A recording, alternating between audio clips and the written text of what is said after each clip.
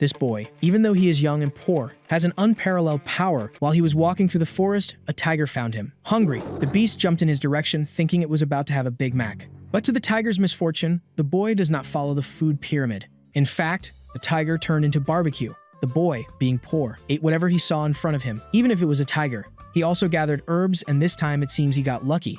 He found a very rare ginseng. In his head, he thought that if he sold this, he would be rich and could even buy Google. But calm down there, my friend. Since you are the protagonist, you have to suffer for at least 50 chapters. However, this poor boy who wandered through the forest looking for food would not only eat fresh meat, but also a beautiful female doctor would prepare his meals. He would even sleep at her house and make her fall in love with him. Not even her beautiful sister would escape the charm of this boy. But of course, at the beginning of the story, everything would not be so easy. So I will tell you how we got to this point. Not very far from where the boy killed the tiger and found the ginseng. Soldiers were conducting a search. They were looking for a very dangerous assassin in the region. However, the one who found them was the poor boy. Thinking he had only found bandits and not assassins, the assassin quickly noticed his presence. Then he warned him that he was unlucky, and the others said that, unfortunately, he would die today. But with a single kick, the furious bandit went flying. Is this boy a Saitama with hair? Joe J. Gang could not believe that. How could that skinny little boy have so much strength? The assassin could not let this go. So drawing his katana, he charged at the boy. But in the next panel, he was already screaming in pain. He took such a strong kick that he flew out of the manhwa panel. A few seconds later, the entire group was knocked out. The boy checked everyone's pockets for money but found nothing. How is it possible that bandits had no money? Moments later, another person arrived at the scene and was shocked. The most dangerous assassins were all knocked out. The elder of the Murim League could not believe this information. That assassin had stolen a very important letter for the Murim League. So the elder ordered his subordinate to investigate the situation more thoroughly. The only thing he will find is the sandal mark on the assassins' faces. Meanwhile, the boy was heading to the city, looking for a clinic. Soon he found one. Looking over the wall, he saw a woman lying down. This was the Shin Yuma's clinic, and the doctor seemed quite welcoming. The boy had come there to sell the tiger claw, saying that it was very beneficial for medicine. But the girl had no way of knowing that it was really a tiger claw, and soon the boy called her a charlatan for practicing medicine and not recognizing it. Of course, that made her furious. Even so, the boy had something else to sell, and that was the ginseng. She quickly recognized it, stating that it was worth on average 2 to 3 copper coins, but due to the condition of the product, she would only pay 1. That was very little for him. At that moment, he could only think that she was stingy. Suddenly, new clients arrived. She began to give them attention. Then, frustrated, the boy said that he wanted money to eat and that he would accept 1 copper coin and then they would settle the value issue later. Quickly, the girl began to treat the new client. I thought she was going to kill him, but surprisingly, it really got better. Soon after that, another client arrived, this time saying that she had internal injuries. The solution to the problem would be the ginseng that the protagonist brought. However, the price of the product was extremely expensive, but after taking a bite of the root, she was impressed. Her body no longer hurt and she felt lighter, as if her energy had returned. Only then did she realize that it was not an ordinary ginseng. She even thought about raising the price. That was when the girl ran out and escaped without paying, saying that when she became rich, she would pay everything. Yes, she just fell for the scam. Back in the forest, the man responsible for the investigation was impressed. How was a tiger shoved inside a rock like that? Not only was a tiger dead, but Joe J. Gang had also been knocked out. Someone very powerful was behind all of this. Returning to the protagonist, he had just received the news that the doctor gave his ginseng to a girl and was robbed. Thinking she would be spared from the situation, the girl is happy, but it is obvious that he will charge her. He wants his precious little money that she owes him, and since she has no way to pay, he decides that he will spend the night at her house until she can. He even starts asking for meat since he is her guest now. The problem is that they will actually sleep at the clinic since her house was destroyed. That is, the screenwriter wastes no time. The romance here advances based on the girl's financial loss.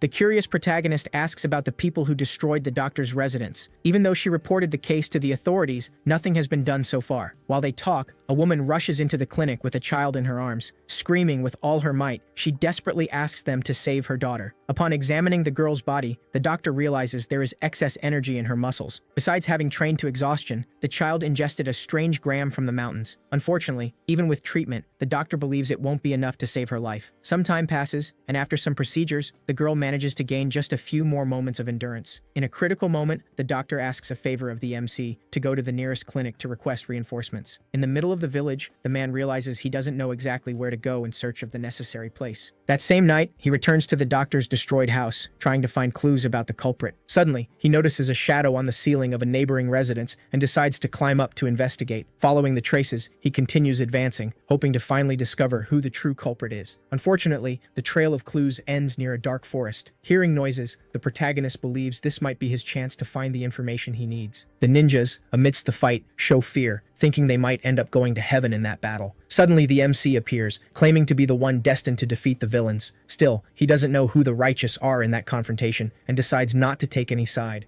When, all of a sudden, a strange voice echoes, frightening all the men who believe they are in serious trouble. The figure before them is, in fact, a powerful subordinate of the Bloody Horse. In a sadistic manner, the man announces that he will tear out his opponent's eyes. Even trembling, a swordsman retaliates against the threats, clinging to the hope of victory. But his enemy is a great master, making the battle practically impossible. At that moment, the MC finally realizes who the true villains are and gets irritated by the insults he receives. The leader's fame is so great that everyone knows his violent stories spread across the world. Moreover, he is not an ordinary person. He is the right-hand man of the feared Bloody Horse. Ironically, the protagonist asks how many helping hands this gang needs. Convinced of his victory, the man gets excited to face the MC in direct combat. As he approaches, he declares that it is a crime to insult his commander and that everyone will pay with their lives. This is the ninja's chance to escape, taking advantage of the distracted enemy. As they flee, the protagonist realizes he has been left alone in the fight. This further enrages the man, who advances determined to defeat all the ninjas. Being swift, he manages to position himself in front of them and prepares an attack with his blade. What he didn't expect was that the protagonist would be equally fast, preventing the strike from happening. To avoid being caught off guard by a punch, the villain retreats and throws weapons from a distance. Seizing the opportunity, he pulls out his sword, determined to end the fight against his formidable opponent. Even so, the boy shows no fear, not even making an effort to move. At the last second, the swordsman receives a punch to the face that sends him flying. The boy comments in surprise, saying he didn't expect them to run towards him so suddenly. The ninjas are incredulous to realize that the one who is down is in fact their own boss. Very afraid of defeat, they think about fleeing the fight. However, the MC is not willing to allow that and approaches the rest of the villain team. Irritated, he calls them all disloyal for trying to escape and leave the boss alone. Even so, these men do not seem to be responsible for the destruction of the house, as they prefer to act discreetly. While the MC reflects, one of the swordsmen sees an opportunity and decides to attack. With all the strength he has, he tries to take revenge for his boss's defeat, launching a precise strike. Still, the protagonist is faster, and with a simple push of his hand, throws the enemy far away. The masked man explains that he only did that because he was caught off guard. At that moment, the remaining men say they have no relation to the boss and that they were only there because they were threatened. But the MC does not believe it and concludes that they are all accomplices of the murders. Sometime later, the long-haired man arrives at the scene accompanied by his team and finds the bodies scattered on the ground. Even in front of the scene, the man insists on discovering who was truly responsible for such thoughtless acts. To do this, the ninja suggests waking the fallen enemies and interrogating them calmly. Brutally, he begins to jump on the bodies in an attempt to wake at least one of them. When they finally manage to wake up, they are surprised to realize they have suffered memory loss after the fight. The long-haired man checks the information personally and confirms that the enemies really lost their memory. Finally, he begins to speak about his hypothesis regarding the motives behind all of this. He believes that the person responsible is one of the 10 great masters of the world. According to him, the 3 recent events form a straight line drawn on the map, and it seems the destination of this line ends precisely at the location where they are. The problem is that it all might just be a misunderstanding, and this could result in a great war for nothing. With a big problem at hand, the long-haired man says he will resign from this investigation. Upon realizing that his employee is thinking of resigning, the old man pleads for him to continue working. Back at the clinic, the girl is surprised to see the piece of light steak brought by her friend. He explains that he got the money the night before by defeating 5 villains. Even so, the doctor does not fully believe him and asks if he might not have some bad intentions. Now that she knows the protagonist has money, she starts to kick him out of the clinic once and for all. Unfortunately, after buying the piece of meat, he becomes poor again and has nowhere to sleep. Once again, the two start arguing about debts and payments. Meanwhile, the child seen on the last day has already been taken to a large hospital and is probably healthy now. This makes the doctor reflect that perhaps her tenant isn't such a bad person after all. The young woman is a skilled doctor and managed to find out what was bothering the little girl. Sometime later, the banquet is finally complete, exciting the protagonist. But suddenly he wonders if he is really eating pork, as the taste seems strange to him. At another point on the map, a man is surprised to hear about the master's theory. But there is no certainty about this theory, as no one understands why a master would descend from the heavens for no reason.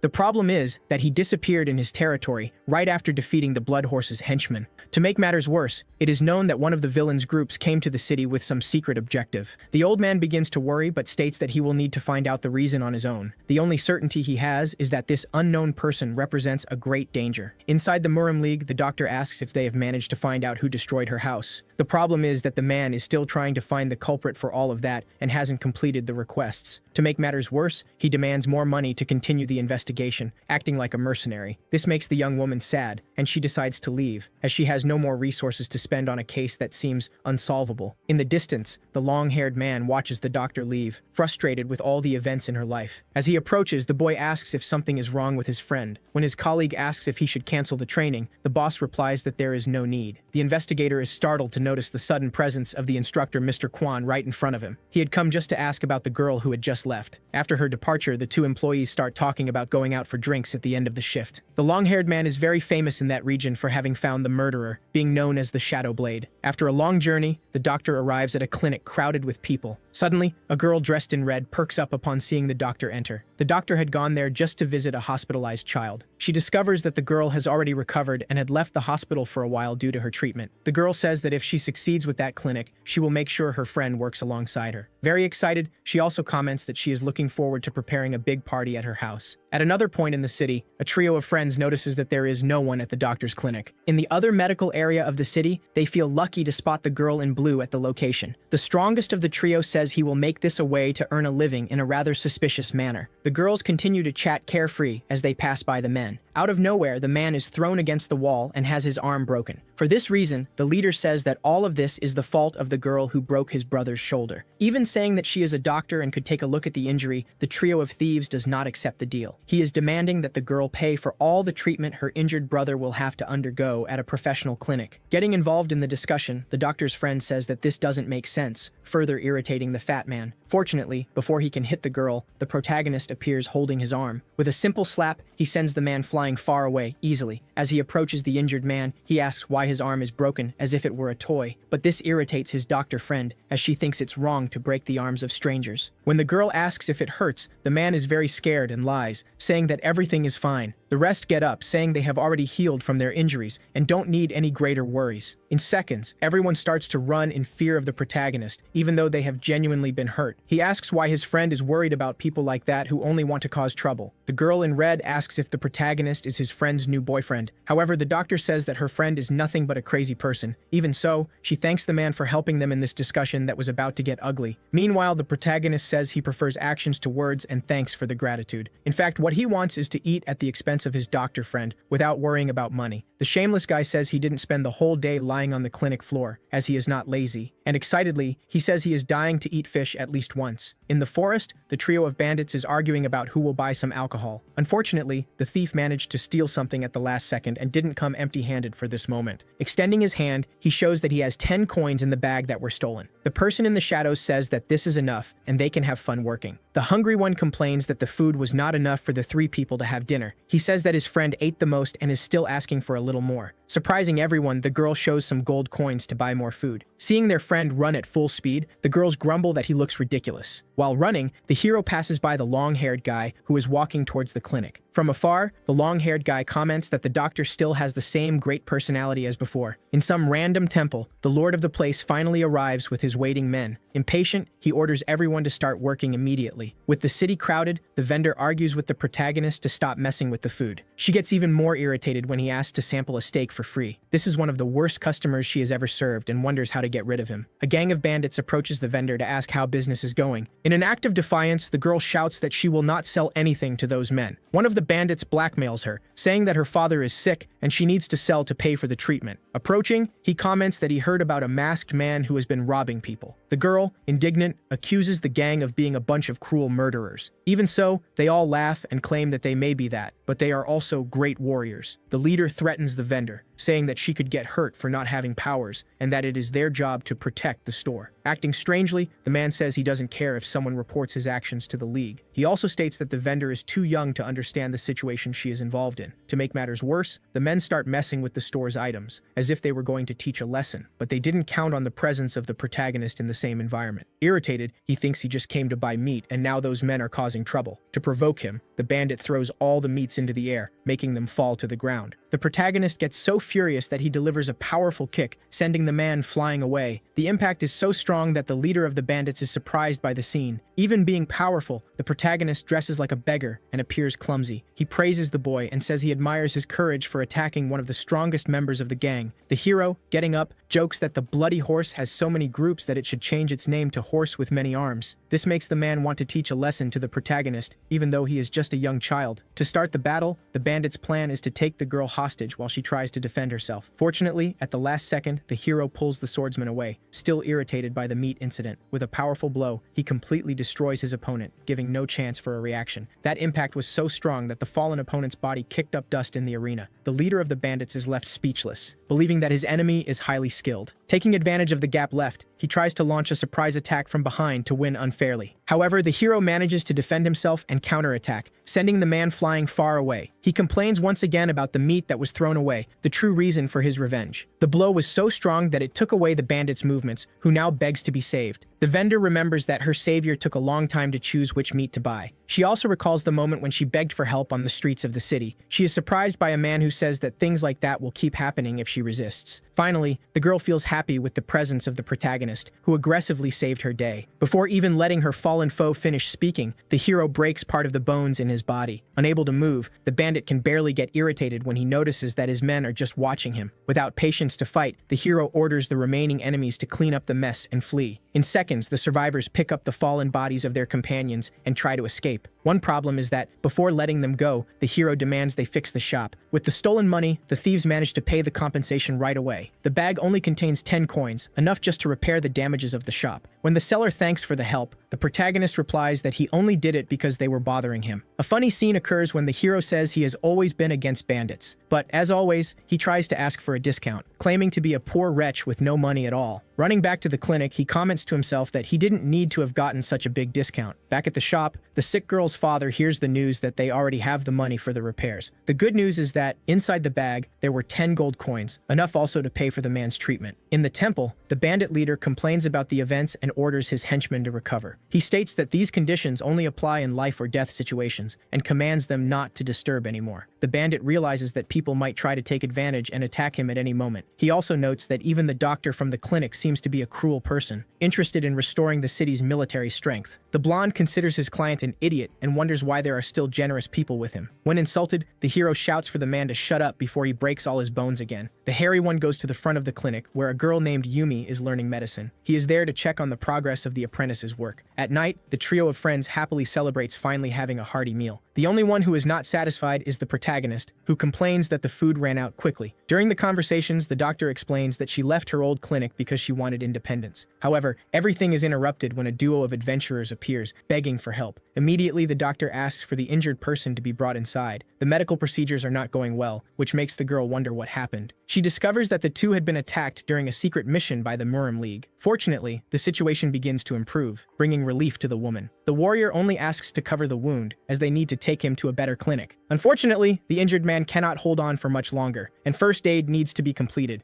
The plan is to take him to a larger clinic to seek help, as the current place does not inspire confidence. The night goes on, and the trio remains focused on trying to stop the bleeding with herbs and water. Impatient, the hero crushes all the herbs at once to speed up the mixture. After complaining, the doctor ends up thanking her friend's help, who finally decided to contribute. The procedures continue with the use of various cloths and medical strategies. The doctor finally realizes that the injuries did not hit the intestines, which relieves her. But the problem is that she cannot do much if the man in front of her is an elite warrior. Once again, the mixture of herbs and water is applied to the wounds to try to heal him for good. The girl in red remembers that her friend Yumi was the one who invented this type of medicine. After some time, the doctor manages to perform a good suture and puts the man to rest. Meanwhile, running at full speed through the city, the warrior tries to reach the larger clinic. Suddenly, he feels the strange presence of some men following him through the streets. A malevolent blonde appears, claiming he knew his opponent would be there. He gets irritated upon realizing that his last target still managed to survive after his brutal attacks. Back at the clinic, the girl comments that she doesn't know how many herbs they used in the treatment and fears they won't have money to replenish. The problem is that, since they are not very well known yet, the herbs are expensive in the market. This drives the hero into despair, thinking he will end up in debt and have to eat grass for the rest of his life. He reflects that it will be a problem for both, as no one wants to spend their life eating something other than meat. On the rooftops of the clinic, a strange guy watches the women talking from afar. He recalls the insults he received from the warrior upon realizing that his attacks were not sufficient. Unfortunately, the mustached man had been foolish and revealed the location where he took the injured friend. In light of this, the blonde proposes the idea of eliminating one of the doctors from the clinic, but another man retorts, saying that this would raise unwanted suspicions. The truth is that the bandit is a liar and does not intend to pay any of his subordinates. After a few moments of talking to himself like a lunatic, he claims that his next plan is to eliminate everyone at the location. Suddenly, the protagonist appears beside him, asking what is so funny. At the last second, a claw attack is fiercely launched toward his face. Upon arriving at the clinic, the man sees a thug complaining about how he was treated by the doctor on site. The thug, surrounded by other criminals, says that all of this is just an exaggeration and that it wasn't really like that. Now, the mustached man's plan is to buy time, taking advantage of the doctor in front of him. When he speaks about where the injured patient is, another thief interrupts, complaining and asking what is happening. A discussion begins between the two for a completely nonsensical reason. The group of the long-haired man recognizes the man in front of him, who should be working elsewhere. With great anger, he approaches the mustached man and asks what he is doing there. This becomes a problem because if something happens, his plan will go down the drain and be discovered. Before his lie is revealed, he manages to improvise, saying that his colleague was injured and is being treated. The revelation makes the long-haired man run off, leaving the doctor and the team members behind. Back at Yumi's clinic, the protagonist is brutally attacked. Fortunately, at the last second, he manages to dodge the blow and appears on the other side. Impatient, the Tiger Claw charges at the hero, wanting to end the battle quickly. The boy manages to stop the attack with a powerful punch that breaks the enemy's armor. Then, he ironically asks if the guards of the Murim League are only paid to not work in the city. The blonde becomes desperate, now without his claws, and realizes he needs to escape. As he runs, he admits that it won't be easy to defeat his opponent using only one armed hand, but the hero easily catches up to him and, in a sarcastic tone,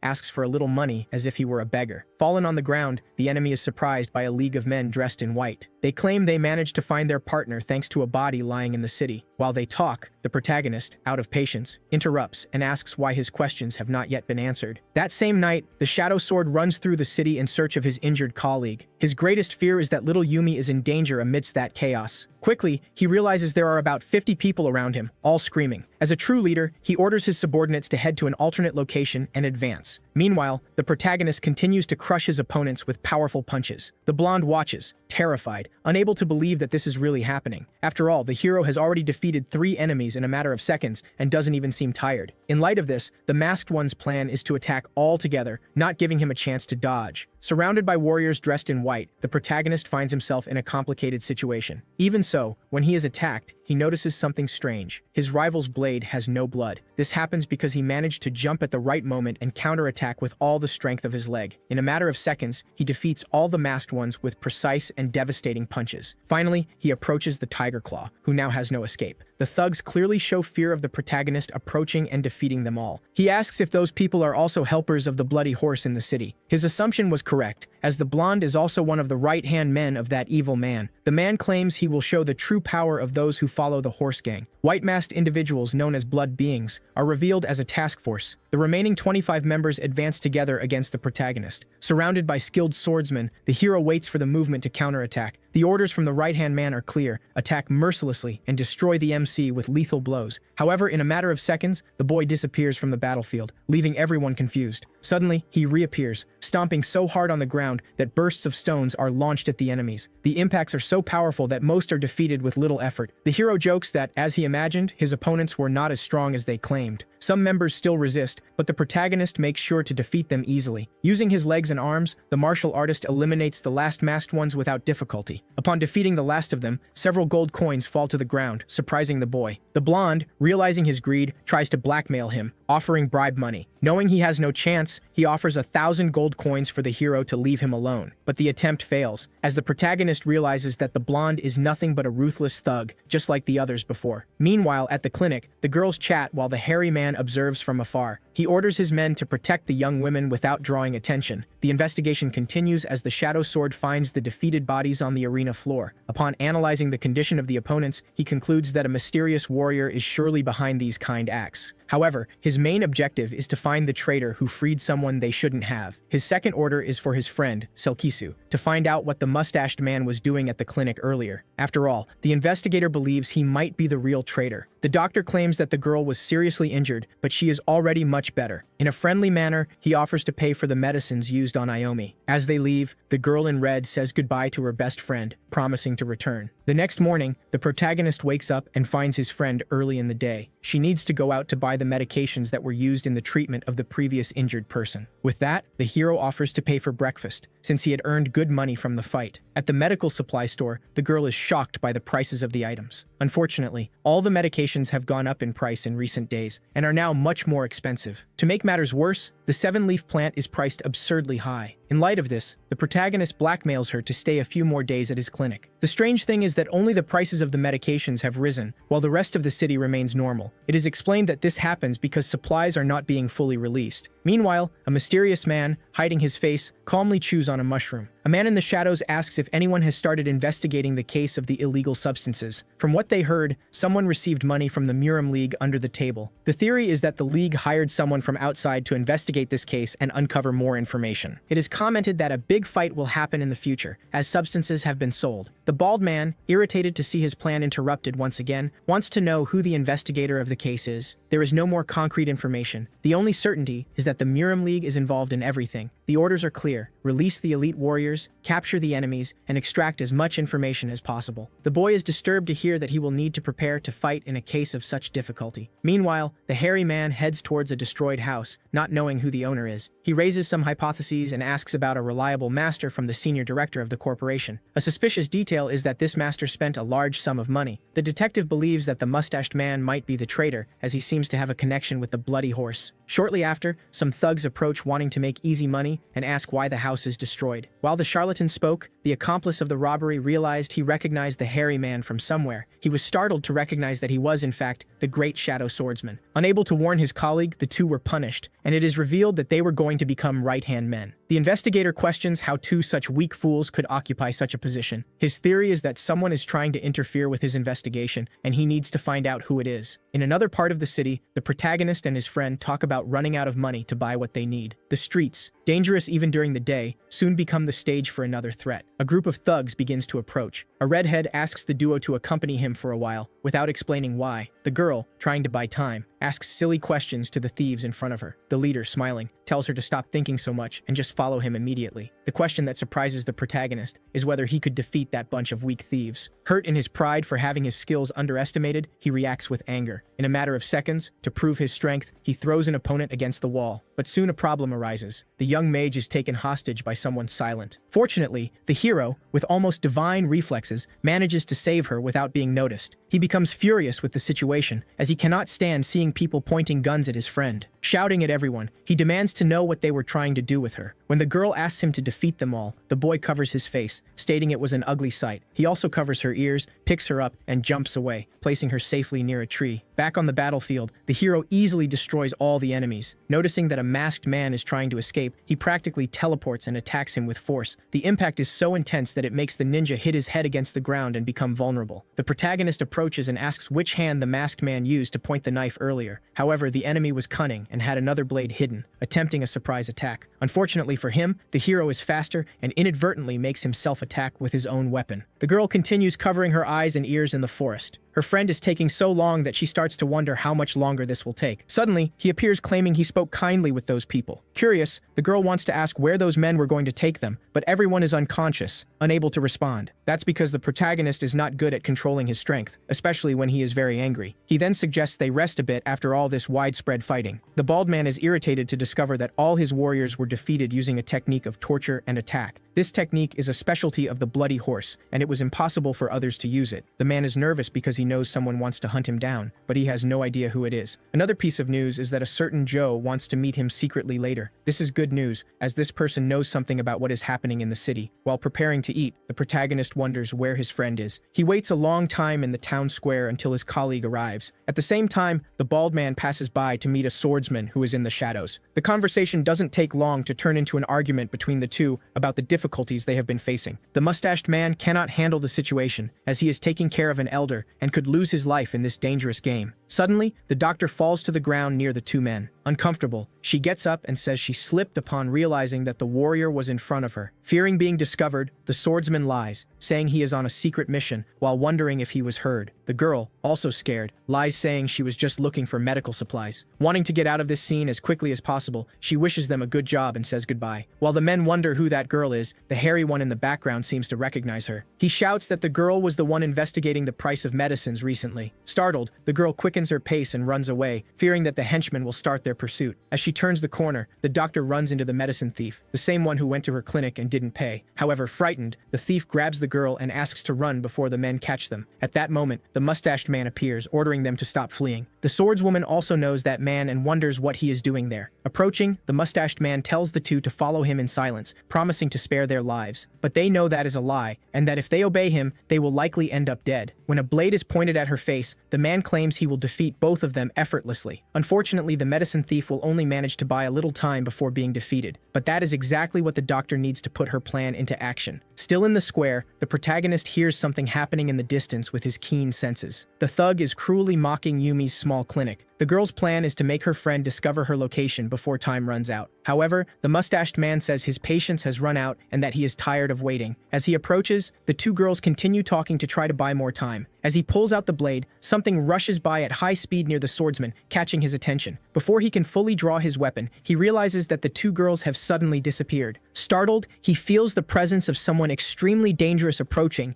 and starts to run, filled with fear. This is the perfect opportunity for the duo to escape their enemies. Unfortunately, the doctor is too good to leave someone injured behind and decides to wait. The protagonist appears before the mustached man, who believes no witness will see what is about to happen. He remembers when he saw him for the first time and how he knew his strength was absurd. Believing he is skilled enough to win, the mustached man charges forward, claiming he will not fail. Using all his speed, he tries to cut the opponent in half with his sharp blade. Even being hit, the powerful protagonist just smiles with a malevolent air. Using all his strength, the man strikes his opponent squarely while shouting in rage. Believing he had managed to cut him, the boy escapes serious injuries by dodging. The enemy continues to unleash a series of blows, but the protagonist easily evades them all. The fight takes them from wall to wall through the city, as both move quickly between attacks. Finally, the bearded man realizes that the protagonist is retreating on purpose and has a plan in mind. With a smile on his face, the boy explains that, in this place, it will be better to hear his opponent's suffering. At another point in the city, the doctor wonders why everything is so quiet. The swordsman understands that his enemy didn't want the girl to hear the fight between the two. Seeing the protagonist relaxed, he claims that the boy will regret seeing how powerful he is. Using a skill that protects all sides of his body, he believes he won't be hit at all. The boy picks up a stone from the ground and throws it with all his might towards the dome. Upon collision, the stone shatters into several fragments that pierce the magical barrier. Surprised, the man has no time to react and tries to resist as much as possible before falling. Defending himself as best he can, he is shocked by how easily the boy destroyed his barrier. He wonders what technique the boy is using, as he never imagined his defense could be broken like that. The hero approaches and lands 2 punches in the mustached man's stomach, praising his pain resistance. The impact is so strong that it sends him flying, ending the fight definitively. This surprises the protagonist, who didn't expect to win with just 1 blow because he wanted to ask questions. The doctor begins to worry, as her friend has not returned and may be in danger. Suddenly, the hero appears from behind, startling her with his presence. Seeing her fall to the ground, he asks if she is okay and offers to help her up. The girl confesses that she was anxious, believing something bad had happened during the battle. The boy feels a bit embarrassed, admitting that he ended up defeating the enemy when he only needed to capture him. He is even more surprised when his friend thanks him for all the help in that delicate situation. Excited, the doctor says she will continue the good work and offers to buy more meat. Curious, she asks the protagonist to teach her the so-called secret method he often mentions. But the boy refuses, stating that his friend can learn much more by saving lives than by fighting. It is revealed that someone was sent to investigate the distribution of illegal substances. The girl in red, however, did not expect to find the doctor and the mustached man at the same time. Still, this proves to be good news, as she is managing to achieve her goals ahead of schedule. Apparently, the doctor mentioned that someone would fight soon, but no one quite understands what that means. Waking up in the clinic, the duo asks themselves the same question the mysterious man did the night before. Unfortunately, the doctor herself does not know the answer, which leaves the the MC suspicious about the situation. Meanwhile, the long-haired man is in front of a temple, commenting that his workplace changes every 2 years. The two discuss someone with a great personality and a respectable relationship with the city's warriors. While talking, the investigator discovers who healed him when he needed it most. He states that if it weren't for the doctor's help, the man would already be in heaven by now. Then he asks, if this news were reported to the elder, who would he believe? Even so, the detective knows that the old man has no choice but to expose the mustached man because of his actions. The injured man understands that his friend will be defeated due to the boss's harsh nature and says that if needed, he will answer everything he knows. Back in the bald man's office, the subordinate informs that they have finally found the doctor. With that, everyone is eager to go to the clinic and meet her in person. Desperate, they mount their horses and knock on the door of the place, catching the doctor's attention. Lying, the boy says that his youngest son is vomiting his guts out and urgently needs care. Seeing his friend being taken away, the hero notices that the carriage clearly belongs to someone very wealthy. And, with his typical good humor, the only thing he asks is whether any meal will be served after the treatment. While cleaning the house, the girl praises her friend for being a good listener to problems. Suddenly, the henchman arrives lying about his son. The place where the woman is being taken is far from the city, in the middle of the forest. In a foolish manner, the man did not think about what the child could have eaten to reinforce his lie. To make matters worse, they need to stop the carriage, as they find a body lying in the middle of the road. The doctor needs to help the injured boy and realizes that her throat is burning. Trying to lead the girl into the trap, the henchman says he doesn't have time to deal with this right now. Seeing that the doctor wants to help the injured, the long-haired man tries to force her to accompany him. At that moment, the protagonist arrives to save the day and asks to release her. He questions why they are holding his friend's hand so tightly and tells them to leave her alone. In the distance, the bald man becomes scared upon seeing the whole scene and hearing his target's voice. His plan was to escape, but he believes it would be even harder to get away now. Apparently, the mask he puts on is magical, and the man didn't expect to need to use it again. The bodyguard claims it is an honor to see his master wearing the mask once more. As he walks towards the trio, the man says he will make them pay for forcing him to use this item. While lecturing the henchman, the protagonist hears the villains approaching. Once again, the hero asks his friend to cover her ears, but she responds that she had a tough childhood, and it's fine. The masked man then says he will deal with the arrogant protagonist alone. This bodyguard is ordered to capture the doctor while she heals the injured. However, at the moment the boy approaches, the MC attacks him and throws him away. Impatient, he tells his opponent to stop playing around and fight seriously. This frightens the bald man, who realizes the strength of his opponent even unprepared. Even so, he believes he will win, claiming he will show what true strength is. His muscles become hard as rock, strong enough to break sharp blades. Activating his power, majestic force, his body becomes completely buffed as he shouts his own name. But this irritates the protagonist, who thinks the enemy talks too much. The buffed man charges with all his strength and tries to deliver a precise punch. Fortunately, the MC is quick and manages to block the blow effortlessly. This startles the brute, who begins to suspect that his opponent is one of the strongest masters of the generation. Seeing that he is going to lose, he tries to change the course of the fight with small talk. Suddenly, a crowd starts to pour out of the house asking for the doctor's help. All those people have burned throats and plead for assistance. Unfortunately, this is the perfect opportunity for the masked man to flee from the fight he was about to lose. The problem is that he can't leave his henchmen's bodies behind or cause trouble with anyone. But, like a coward, he runs away and leaves his friends behind. The hero chases him and won't let him escape this time. With just a light slap, he sends him flying towards his accomplices. The impact is so strong that it destroys half of the bald man's mask. Fortunately, the hero doesn't notice who is behind it, as he needs to help his friend with the sick. Once again, this is the perfect chance for the bald man to escape with his allies. The protagonist notices that the enemy has escaped but decides to prioritize the injured crowd. He is calm and confident that he will capture his rival sooner or later. As he flees, the villain is exhausted and drops his accomplices to the ground. He becomes irritated when he remembers the crowd that disrupted his plan to extort the doctor. His mind is a chaos as he wonders when everything started to go wrong. Now that his face has been revealed to the MC, he believes he will be defeated, no matter how much money he spends. Finally, it is discovered that all the people were poisoned. That's why their throats were burning. Suddenly, the doctor feels something and gets startled. If she continues to treat these people without prior care, she will also end up being poisoned unintentionally. Assistant doctors arrive and begin to investigate the type of poison used on these victims. They are talking about the poison created by Bloodhorse himself, as the symptoms are identical. The girl in red appears frightened, thinking that her friend had been kidnapped. Fortunately, the hero was there and managed to save the doctor at the moment she was captured. The only problem is that he couldn't see the kidnapper's face before he fled. Shortly after, the detective arrives at the fight area and notices the fragments of the broken mask scattered on the ground. The team knew this masked man and had fought against him in the past. They discover that the man survived the fall from the mountain and only pretended to be dead. The assistant becomes angry, believing that it was his fault the masked man managed to escape. Even so, the long-haired man remains calm, confident that he will be able to capture all the thieves. Strategically, he begins to devise a plan to better understand the whole story. They remember a guy who was asking about the doctor near her house. Hiding the names of the suspects, they decide that now is the ideal time to investigate further, especially after the attempted kidnapping of Yumi, which gives the team even stronger reasons to hunt the masked man. The problem is that the patient and the residents of the clinic don't remember anything because of the effects of the poison. The next day, they go to talk to the only suspect who remains in the clinic. Directly, the boy explains that he is from the League and is there to investigate what happened last night. Recalling the moment, the girl was just putting away the horses with her friend. Immediately, the MC comments that the horse should be kept as a reward since the owner fled. From now on, the animal will be called Lightning, and the doctor can use it whenever she needs. The MC reveals that his friend saw the man responsible for destroying the entire village, but the girl feels uncomfortable seeing the two boys excitedly discussing the investigation. The rookie, on the other hand, gets even more excited, believing he will be praised by the superiors. The problem is that the protagonist describes someone different from the true masked man he faced. Unaware that he is mistaken, the boy thanks him, thinking the information will be useful for the investigation. But the hero admits to himself that he did this just to protect his new horse. He believes that if he told the truth, the League would find out and end up taking the animal. Confident, the MC says he doesn't need the help of the Muram League, and they will capture the villains themselves. The detectives are embarrassed by the absurd description made by the protagonist. After all, the person they are looking for is clearly a man, not a leaf thief. The investigators don't understand why the MC would lie just to help the doctor with her work. Soon, the long-haired one discovers that the two are living together due to lack of money. And to make matters worse, there isn't much information about the MC in town. No one knew him before he showed up there. Wanting to close the case, the long-haired one comments that there is a connection between the bloody horse and the man who tried to capture the doctor. Moreover, the right-hand man of the villain seems to have a direct connection to the masked man. From the bloody horse's actions, it is clear that he uses his own henchmen as disposable. After reflecting, the investigator discovers the true identity of who is hunting. The boy with the broken hand admits that 5 assassins could defeat a man with a surprise attack, but the bald man complains that he paid a high price for those assassins and expected more skill from them. Impatient, he decides that he will lead the next mission personally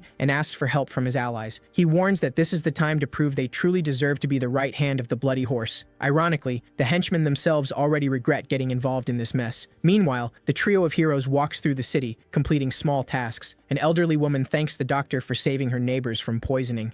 The good news is that they received enough money to have a great dinner that night. However, the passage to the restaurant is narrow, and the hero needs to store the horse at the clinic before running back. Using his incredible speed, he does all this without being noticed. But upon returning, he notices the villains hiding near the clinic and draws their attention. When discovered, the enemies prepare for a brutal fight. The bald man's luck is that the MC still hasn't realized he is the masked man from before. Irritated, the assassin shouts that it was that boy who broke his hand. Innocently, the protagonist replies that he has never seen him before and didn't do any of that. But upon recognizing his opponent, the bald man prepares for a new battle and this time promises not to lose. The boy is late because it takes him a while to bring the carriage back. In the meantime, the two girls end up being ambushed by a group of henchmen. All these men seem to be after Dr. Yumi, and the way they acted made everything even more suspicious. This infuriates the protagonist, who hates anyone who dares to put his friend in danger. The villain appears, arrogantly claiming that he paid a high price for the best assassins he could hire. Confused, the hero tries to remember where he knows that familiar voice from, until suddenly he realizes it was the same man who wore the black mask the day before. Without wasting time, the villain orders his henchmen to attack. The problem is that if the MC tries to escape, he will be hit by the assassins hiding on the rooftops. Convinced of victory, the villain asserts that his enemy will fall without escape. But with style and confidence, the MC grabs his opponent's blade with his bare hands without any protection. At that moment, 2 other assassins advance, trying to catch him off guard. Without any effort, he defeats them one by one, leaving the rest in panic and fleeing. While finishing off one of the enemies, the disguised assassin tries to attack from behind. With a devastating kick, the protagonist hits him squarely, breaking all his teeth. Realizing he overdid it with the force, he drops the unconscious body of the green-clad man on the ground, ending the fight. On the rooftop, the last assassin watches everything, terrified. He never imagined he would fight someone so powerful. The hero jumps up and calmly asks if the boy also intends to attack him like the others. When the assassin lies, he simply smiles and says he won't be fooled, striking him precisely on the head. Now, only one enemy remains, the boy with the cut hand. He trembles at the sight of his companion's body being thrown aside. As he tries to flee, he is caught by the neck. The protagonist lifts him into the air and begins to interrogate him. Meanwhile, the real coward, that bald man, takes advantage of the chaos and tries to escape. But this time, the trick doesn't work. The hero catches up to him, throws him against a tree, and corners him. Approaching, the MC reveals that the surviving assassin has already disclosed the exact location of the boss. However, the bald man was prepared for this situation and shouts, calling his allies hidden in the shadows. Laughing disdainfully, he says he knew the protagonist had separated from his friends on purpose. Furious, the hero grabs him by the mouth and threatens, saying that if anything happens to his friend, he will regret it. Sometime later, the team of detectives arrives at the scene and finds the bodies of the henchmen scattered on the ground. They soon realize that the target of these men was indeed one of the 100 great masters of the world. The boy lost contact with the man known as Jung, who has disappeared. Not knowing what will come next, the investigators' plan is now simple: capture the target as soon as possible. Meanwhile, the right-hand man of the bloody horse appears, tired of seeing his organization being defeated. People from a certain clinic develop a special ability called internal disciple vision. If this vision is penetrated, the affected person feels an indescribable pain in their body, but he remains calm, knowing that the doctor does not have this ability and only likes to scream at everyone who approaches. Moreover, the girl in red seems to be some kind of demon. The girl's father is the god, Angsu said, and he warned her not to be impossible. Fortunately, her friend says that when accidents happen, she will be there to help. The thug knows that if he attacks someone, Angsu said, he will be attacked back and defeated. When the leader of the thugs was thinking of fleeing, his henchman asks to be taken along. Cowardly, the man asks to be let go, but is struck by the protagonist. Suddenly, the MC manages to defeat the last thief in the area and asks what happened. Having the bald man as a hostage, he states that he will begin an interrogation, as he was only hearing nonsense. Throwing the defeated man to the ground, he asks what he thinks of everything happening in the battle. The suspicion is that the man is very injured and could die at any moment. Fortunately, the doctor is there to help when she is surprised by her friend poking the man's head. Shoving a sharp stick into the man's head, she knows the tension to endure as much as she can. Suffering greatly, the bald man screams that these cheap tricks don't work on him. Curious to know if this is true, the protagonist proposes to put more sticks on the forehead of his hostage. Guyu escaped from the Murim League just after joining the Bloody Horse Gang, and since the League cannot capture these gang members, they end up creating extensive groups. While explaining the entire situation they are in, he stealthily pulls a potion from his clothing, claiming that the original plan was to annihilate their enemies with the Bloody Horse Gang. Curious, the doctor asks if this is related to the increase in the price of medical supplies. Irritated, the protagonist shouts, asking why he is trying to destroy the Murim League and poison people. It is explained that when people are poisoned, they become more susceptible to control, which can disrupt the security of the area. Pulling the vial from his pocket, he states that he will not surrender and throws the vial at the doctor. At the last second, the protagonist explodes the poison, saving his colleague's life. Impatient, they need to go back to the clinic and quickly heal those in need. But the good news is that the protagonist is not easily poisoned in any way. It is said that the man is a Gosu, which makes him quite strong. Irritated, he says he cannot promise that he won't defeat his enemy, as he is very angry. It is said that these two women defeated at least 10 thugs by themselves. Hidden, the detectives notice the difficulties with the pain that the patients are experiencing. The youngest has already spoken to this girl before, but no one believes him to send him on this mission. Apparently, the girl in red knows some people from the League, and it is the first time she has heard of this guy. Trying to save himself, the leader of the thugs says he is a spy for the League and is different from his henchmen. Suspiciously, neither of the two girls believes this guy for different reasons. Time passes, and the duo approaches to talk to the girl. Irritated, the uncle says he is only a year older and shouldn't be called that. The man is a great secret investigator of the Murim League and can be trusted. It would be very kind of the duo to clean up the fallen bodies from the ground. Even tired, the man accepts the task, but says once again that he is not an uncle. Finally, the protagonist manages to catch up with the fleeing bald man. Impatient, he says he has failed and that this fight is unfair. The MC understands that the long-haired swordsman claimed to be the right hand of the horse. Finally, the masked man realizes that all the defeats of his gang were caused by the protagonist over the days. In the end, he asks who the boy really is. The two girls are following the road, afraid of getting lost, but suddenly, the protagonist appears claiming he is good at following tracks, and he delivers the good news that he managed to capture the kidnapper from before. Joking, the protagonist claims he hit his enemy's head very hard 4 times. The investigators find a man still alive but quite injured. This is an old trick, which piques the curiosity of the long-haired one. Apparently, this man is the fourth defeated related to the mysterious warrior. Moreover, the detective is surprised to notice the scar on the bald man's chest. He finally realizes that this is the same mark made on the masked man, revealing his true identity to everyone. The swordsman's hypothesis is that all of this is revenge for the doctor who was being kidnapped shortly before. The question is how Yumi knows such a powerful master capable of helping her defeat her most dangerous rivals. Therefore, the long-haired one begins to suspect the protagonist, who resides in the doctor's home. The mysterious warrior is skilled, defeating loyal soldiers of the Bloody Horse. Even so, the boy does not believe that such a powerful master would waste time doing simple tasks. The plan now is to send the young man to the clinic to gather as much information as possible about the warrior. To ensure the success of the mission, the boy just needs to come up with an excuse to justify his presence in the area. To make matters worse, if the truth is being told, the masked man's plan makes no sense given all the circumstances presented. Probably someone is benefiting from all this chaos and using the Bloody Horse to target the elder. Still, the old man is not a simple man and certainly already has his own plans prepared. The next day, the protagonist notices that there are no patients in the clinic, which is calm. This is because the girl, tired of being attacked and kidnapped, decided to rest for a while. The lazy one wants to take advantage and rest for at least 10 days, claiming he has saved many people. Determined, the hero says he will go to the mountains to earn some money collecting leaves to sell. The doctor gets excited about the idea and tells the two to go together, preparing a lunchbox full of food. Unfortunately, for the investigator's bad luck, the clinic is closed, which delays the entire investigation. Meanwhile, the duo is in the middle of the forest, enjoying a grand feast. Suddenly, a little girl appears nearby and asks who the protagonist sitting there is. This same girl had been saved a few days ago by the doctor after eating spoiled food. It is said that, because of that plant used in the treatment, the girl met her grandfather for the first time. Additionally, her father is an investigator of the Murim League, known for his ability to track down evil people. In another part of the city, the detective is in a meeting with the respected elder. The plan that the villain had prepared was well thought out, and now the responsibility to stop everything falls on the man. To make matters worse, if the villains had not been defeated by the mysterious warrior, the plan would certainly have succeeded and put the entire city in danger. This means that the person behind all these actions must be furious at this moment. The problem is that everyone already knows that the elder has been getting increasingly irritated in recent days. The old man makes a joke, stating that if the plan had worked, he would be treated like a fool by everyone. The elder calls one of his henchmen to ask who interrupted his grand plan. Irritated, he shouts, demanding to know who the warrior is that defeated his strongest men. When the assistant confesses that he knows nothing, the elder orders, shouting that he seek more information as soon as possible. Meanwhile, in another clinic in the city, the masked man has been captured and is under constant surveillance. His condition is still stable, but there is a great mystery about who left him in this state. Upon entering the place, the swordsman is surprised to see the white-haired boy for the first time. He begins to wonder if the boy has any involvement with the attempted kidnapping. This would explain why the masked man acted that way, as he wouldn't waste such an expensive assassin. Still, the doctor claims there are other subordinates of the masked man around the city that need to be found.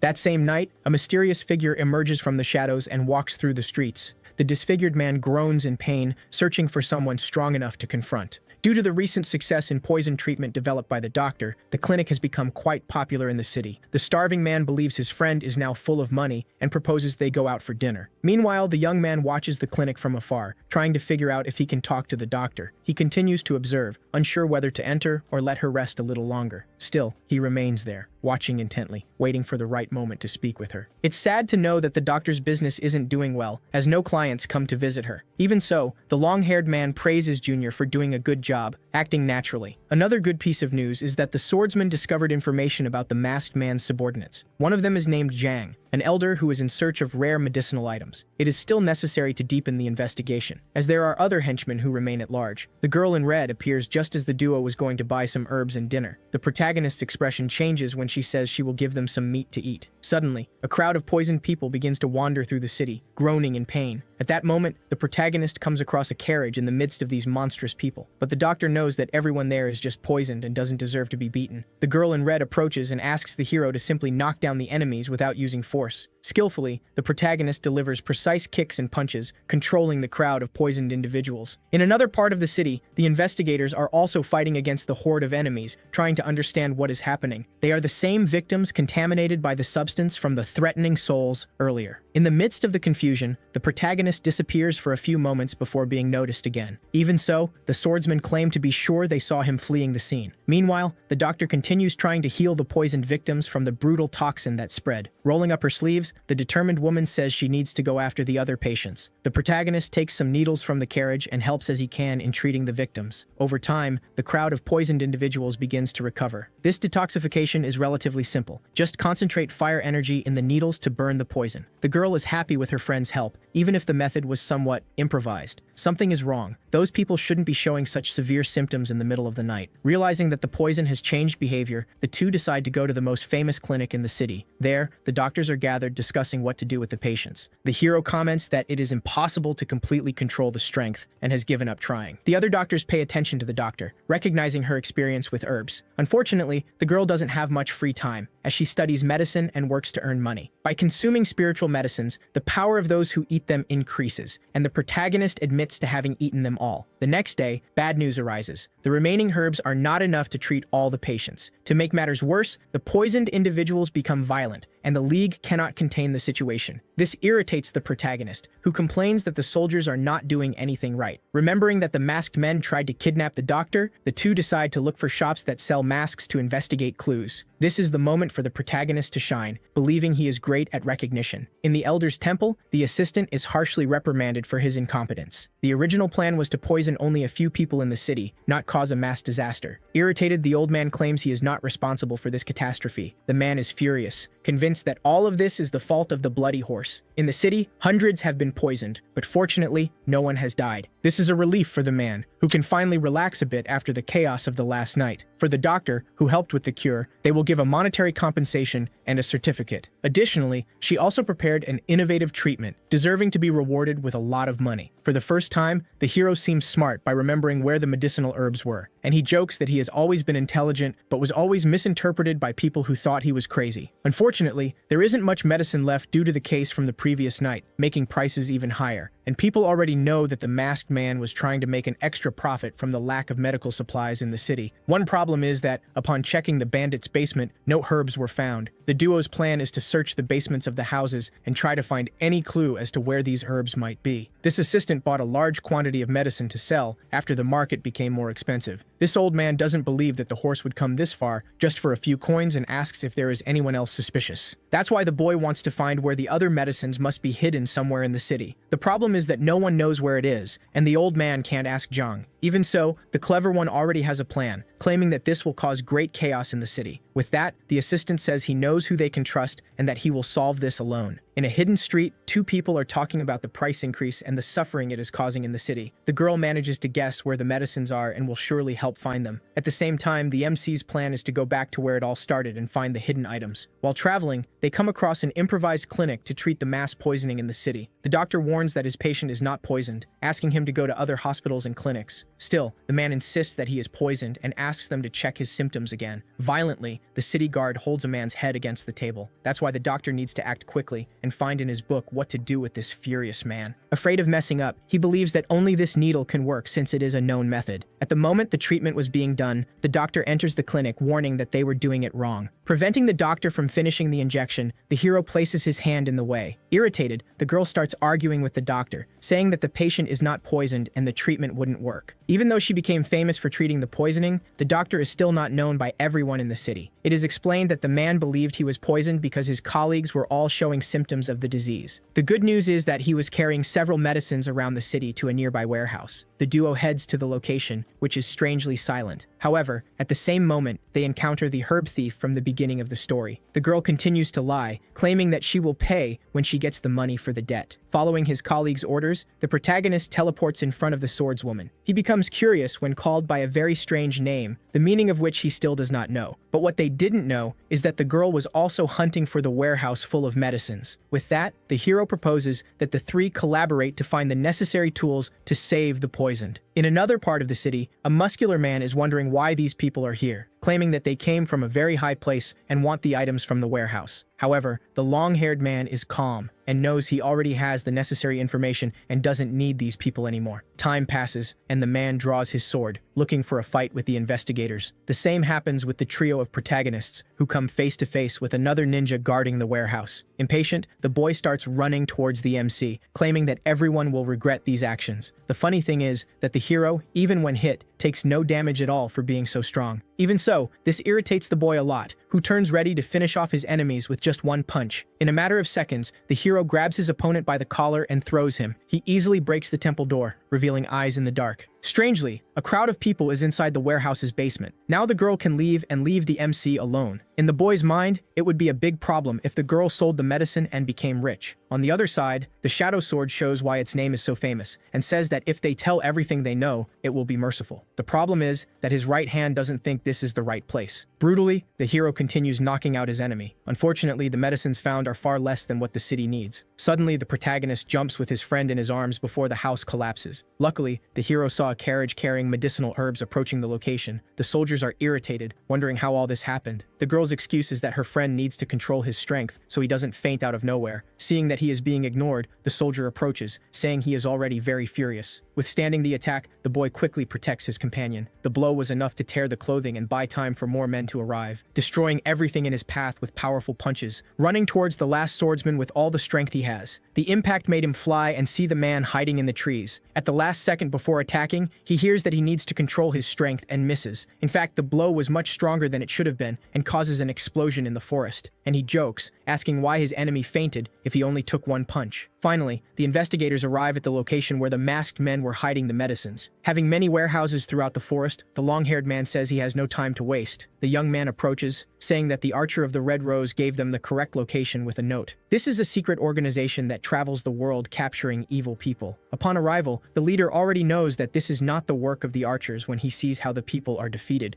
These are indeed the herbs they were looking for, but they are far fewer than they needed. It is said that the owner of this place is crazy and gave the location to the boy because he is very powerful. Upon opening the doors, after following the man, they find several packages and a fallen man. The hero suspects that the unconscious person is responsible for the poisonings in the city. Upon analyzing the rice from the package, the girl concludes that it smells like soul-threatening poison. The people who ate this rice became disturbed, looking like zombies last night, and it is still unknown if the bloody horse is responsible for the poisoning. What happened the night before could happen again if more contaminated rice is in the city. To make matters worse, the evil substance could be in other foods besides rice. This makes the protagonist run towards the house. But then, the boy remembers that poison does not work in his body due to his powers. He puts a lot of energy into the needles once again, so that the divine energy wakes the unconscious person. After a while and several pricks, the person begins to open their eyes and is startled upon waking. In the carriage, the bodies are being moved while the duo theorizes about what happened. The girl wonders if it is very cruel to sell food with hallucinogens. The plan is to go to the clinic immediately before the Morim League arrives. Upon arriving at the location, the doctor is impressed to see the protagonist up close, and he recalls a conversation about fights that happened secretly with the swordswoman. Once again, the protagonist gets irritated when called by a name he does not understand. With the help of the clinic, all the medicines were released throughout the city in large quantities, and the crisis was resolved. Once again, the elder's plans were thwarted when he suffered a significant loss from buying the herbs, and he yells at his assistant for making this bad deal. The leader of the investigators is happy to know that the bad guy was harmed again. For this great occasion, the man wants to have a drink, but remembers he needs to wait for an event at any moment. Some time passes, and the duo stays together until the end of the crisis. In exchange for going to the city to buy more herbs, the girl says she will provide a meal in return. Upon refusing the food, the hero pulls his friend to show her something. Inside the carriage, there were still many packages of medicinal herbs from the masked man. After arguing, Yumi understands that they deserve to have these items for free. With that, they decide to go directly to dinner after changing clothes. With a passionate smile, the protagonist thinks that his friend deserves the best he can offer. This man is irritated with the person who ruined all the plans. Quan controls the information about this mysterious master, making it difficult to discover who he really is. This chubby guy is the informant and right-hand man of the Bloody Horse, who collects information in his bar. Reading a letter, he thinks he needs to figure out how to make the poison once again to get promoted. His target is to find the doctor, as she must know how to create the poison from scratch. The warrior is being reprimanded for having written down the names of some soldiers, explaining that she wanted to increase her group's reputation, because if the group's identity is revealed, it would be of great help to the leader. Unfortunately, every time a contribution like this is made, only the blonde finds out. Back in his office, the villain is still talking about the herb issue. Finally, he knows that a woman named Red Rose revealed the location. The assistant did a good job and is praised by his boss. The investigators think it was a coincidence that the doctor was in the same place as Rosa. The detective tells his friend to keep staring at him, as he won't give any explanation. A man arrives wanting to provide important information about the mysterious master, leaving the old man surprised to discover that they have finally identified the protagonist. On the map, incidents related to the mysterious master have been marked, and by drawing a circle, they realize there is a common area. stopping right at the clinic in town. They believe the MC is a powerful master for having defeated the best assassins in his area. This leaves the old man confused about why the people at the clinic are interrupting his work. The assistant believes the target is not the old man, but rather the bloody horse, who also has influence in the region. The man's relief is knowing that it is still a secret that he worked with the horse some time ago. The hero is now wearing a much more modern outfit, a gift from his friend, but this confuses him, wondering if it's okay for her to spend money on that. Fortunately, the clinic is doing well, allowing the girl to save money to pay the rent. If his friend can pay off the mortgage, the boy asks for a bigger room. While they talk, a man appears wanting to know where the doctor is. Upon hearing he is from the Muram League, the girl is startled. The girl is going to collect her cash prize when the hero says she doesn't need to share. In a secret house, people want the doctor to return to producing the poison in the city. Attempting a kidnapping doesn't work, as the League is paying attention to the girl. This irritates the spy, as he knows they would be easily discovered. He argues with his colleague, stating that because of actions like this, they didn't receive the last operation from the horse. The hero is heading to his favorite place to order a rice soup. Looking through the door, the fat man notices the carriage. Upon delivering the dish, the man says the League receives most of their rice, and reflects that people stop complaining when they find out how the Muram warriors are treated. Irritated, he tells the protagonist to leave if he doesn't want to eat the little he has. Back at the carriage, the MC says he will remember this man's face very well. Elsewhere, while eating, the hero decides that the bar owner is a very bad man who deserves to be beaten. Unfortunately, the girl didn't receive the money, but something much better. However, as a poorly made joke, she only receives a letter of appreciation for her work. This irritates the protagonist, who curses the League for being stingy. Luckily, they find a check for over 100,000 coins. At the top of the tower, the girl is going to pay her debts and buy the place. The man becomes suspicious, as the paper was completely shredded. Anxious, the hero begins to talk about all of his friend's achievements and how she solved the poison problem. Upon hearing this, the banker thanks the girl for all the treatment that kept him alive. Fortunately, they will be able to exchange the money, even if the process is a bit slow. Suddenly, a man arrives saying they are in trouble due to a convoy being opened. The leader of the investigators gets angry upon hearing this and asks where his wife is, and he is curious to know why a man is being called the wife of a woman. He also questions why his colleague met with the girl earlier without informing him. Impatient, he orders them to send a task force immediately to defeat all the bandits. The protagonist says he won't let the enemies escape with all the money unpunished, but his friend wants him to leave that difficult task for the Muram soldiers to handle. She explains that they are just ordinary clients and that the banker has much more money saved. Talking to the elder, the MC requests a punitive force, but the request is denied. The villain says the real enemy is the Red Demon and the powerful masters of the city. This leaves the captain speechless, as even the bloody horse wouldn't dare to attack something like that. A big argument ensues between the two, who shout non-stop. Then, the old man mentions something about his colleague's house. Finally, the duo arrives at the location and finds two men. This is curious, as the process is happening quickly because the banker is someone important. With no more time to waste, the mustached man tells them to stay at the location for a while, and states that he has heard very good things about the doctor's reputation in case they need medical assistance. Upon hearing the proposal to hire his friend, the protagonist says he declines. At the same moment, the girl also says she won't accept and thanks for the offer. This makes the man nervous, as it was the most he could offer, offering then to pay the mortgage of the house for the doctor. This excites the girl, as she will be able to expand the rooms for her friend. The greedy one then asks how much he will earn in this deal. Very irritated, the man says there is nothing the protagonist can do to help him. The latter retorts, saying he won't accept less than 5 coins, and is still giving a good discount. The young man discovers that the Red Demon leads about 100 people, 30 of whom are powerful. They took the opportunity to attack, as the Lord was away from the city at the moment. Unfortunately, the group had already left the battlefield, making it very difficult to defeat the enemies of the Red Demon. Once again, negotiations continue between the 3 people, but they do not reach an agreement. Finally, the hero agrees, intending to protect his friend in the dangerous situations they will get into. This makes the mustached man happy, as he managed to negotiate very well. Night falls, and the duo of warriors is hungry, wondering when they will eat. The girl in red appears, as she had nothing to do at home. She gets irritated, as she knows that 5,000 coins is a very high price. Finally, the doctor appears, saying that her friend can leave if he wants, as there was no need to raise the cost to 5,000. The problem is that if the best friend refuses, the girl will have to do the same out of politeness. Even though it is not a good financial moment to hire people, bankers are still paying warriors. The fat man says that the Red Demon will be responsible for the silent kidnapping of Yumi. A duo argues in front of the henchman, who says that his friend is very skilled and someone you can trust. The girl in red remains irritated, as 5,000 coins is indeed an absurd price. In a funny way, Junior says that his friend will never be his girlfriend, as she is too good at martial arts. The girl believes that if the man in the relationship is weak, he will end up getting beaten up. The detectives suspect that the young man has already been beaten by his friend in the past, The girl yells at the man, saying that she is the one paying for the hiring. The hero retorts, saying that he will only go with his doctor friend, and that if they don't want to, both can leave. He asks what that mysterious phrase means, but no one in this city can explain. The boy appears, asking his friend not to mistreat those who are willing to help. The discussion continues, and someone comments that people don't care about capturing real villains. This girl is annoying and keeps defaming the warrior with nicknames. In the carriage, the duo mentions that they should have eaten a little before heading towards their goal. Salivating with hunger, they think about eating toasted steak, skewers, and other delights. Suddenly, a hail of arrows is launched as a surprise attack. With his magical knowledge, the MC believes it is a tornado spell. Alone, the warrior warns her friend not to approach the other girl, as she finds her very strange. Then, the two start arguing, as the annoying one didn't want the fighter to come help with this operation. The client admits that he was the one who offered all this charity to the doctor's clinic. Finally, the girl introduces herself and says she is the leader of the punitive force this time. She states that from now on, they can use her carriage, as the people they are going to meet are her uncle and herself. In the midst of all this talking, the hero, impatient, jumps in the direction from where the arrows came. He manages to catch, at the last second, one that was heading towards his friend. The orders for the warrior are to block everything that comes in the direction of Shumi and stay alert for greater dangers. The punitive force has 500 soldiers, but was attacked by the enemy and suffered several casualties. In the carriage, the man continues complaining about being hungry and not having eaten anything. Once again, he catches an arrow in the air, using his powerful reflexes at the last second. In the forest, the archers argue while preparing for a secret ambush. The plan is to remain hidden until dawn and launch more hailstorms of arrows. Suddenly, the protagonist appears, destroying everything he sees in his path, filled with rage against his enemies. Another surprise attack is made, but it is blocked by the fighter.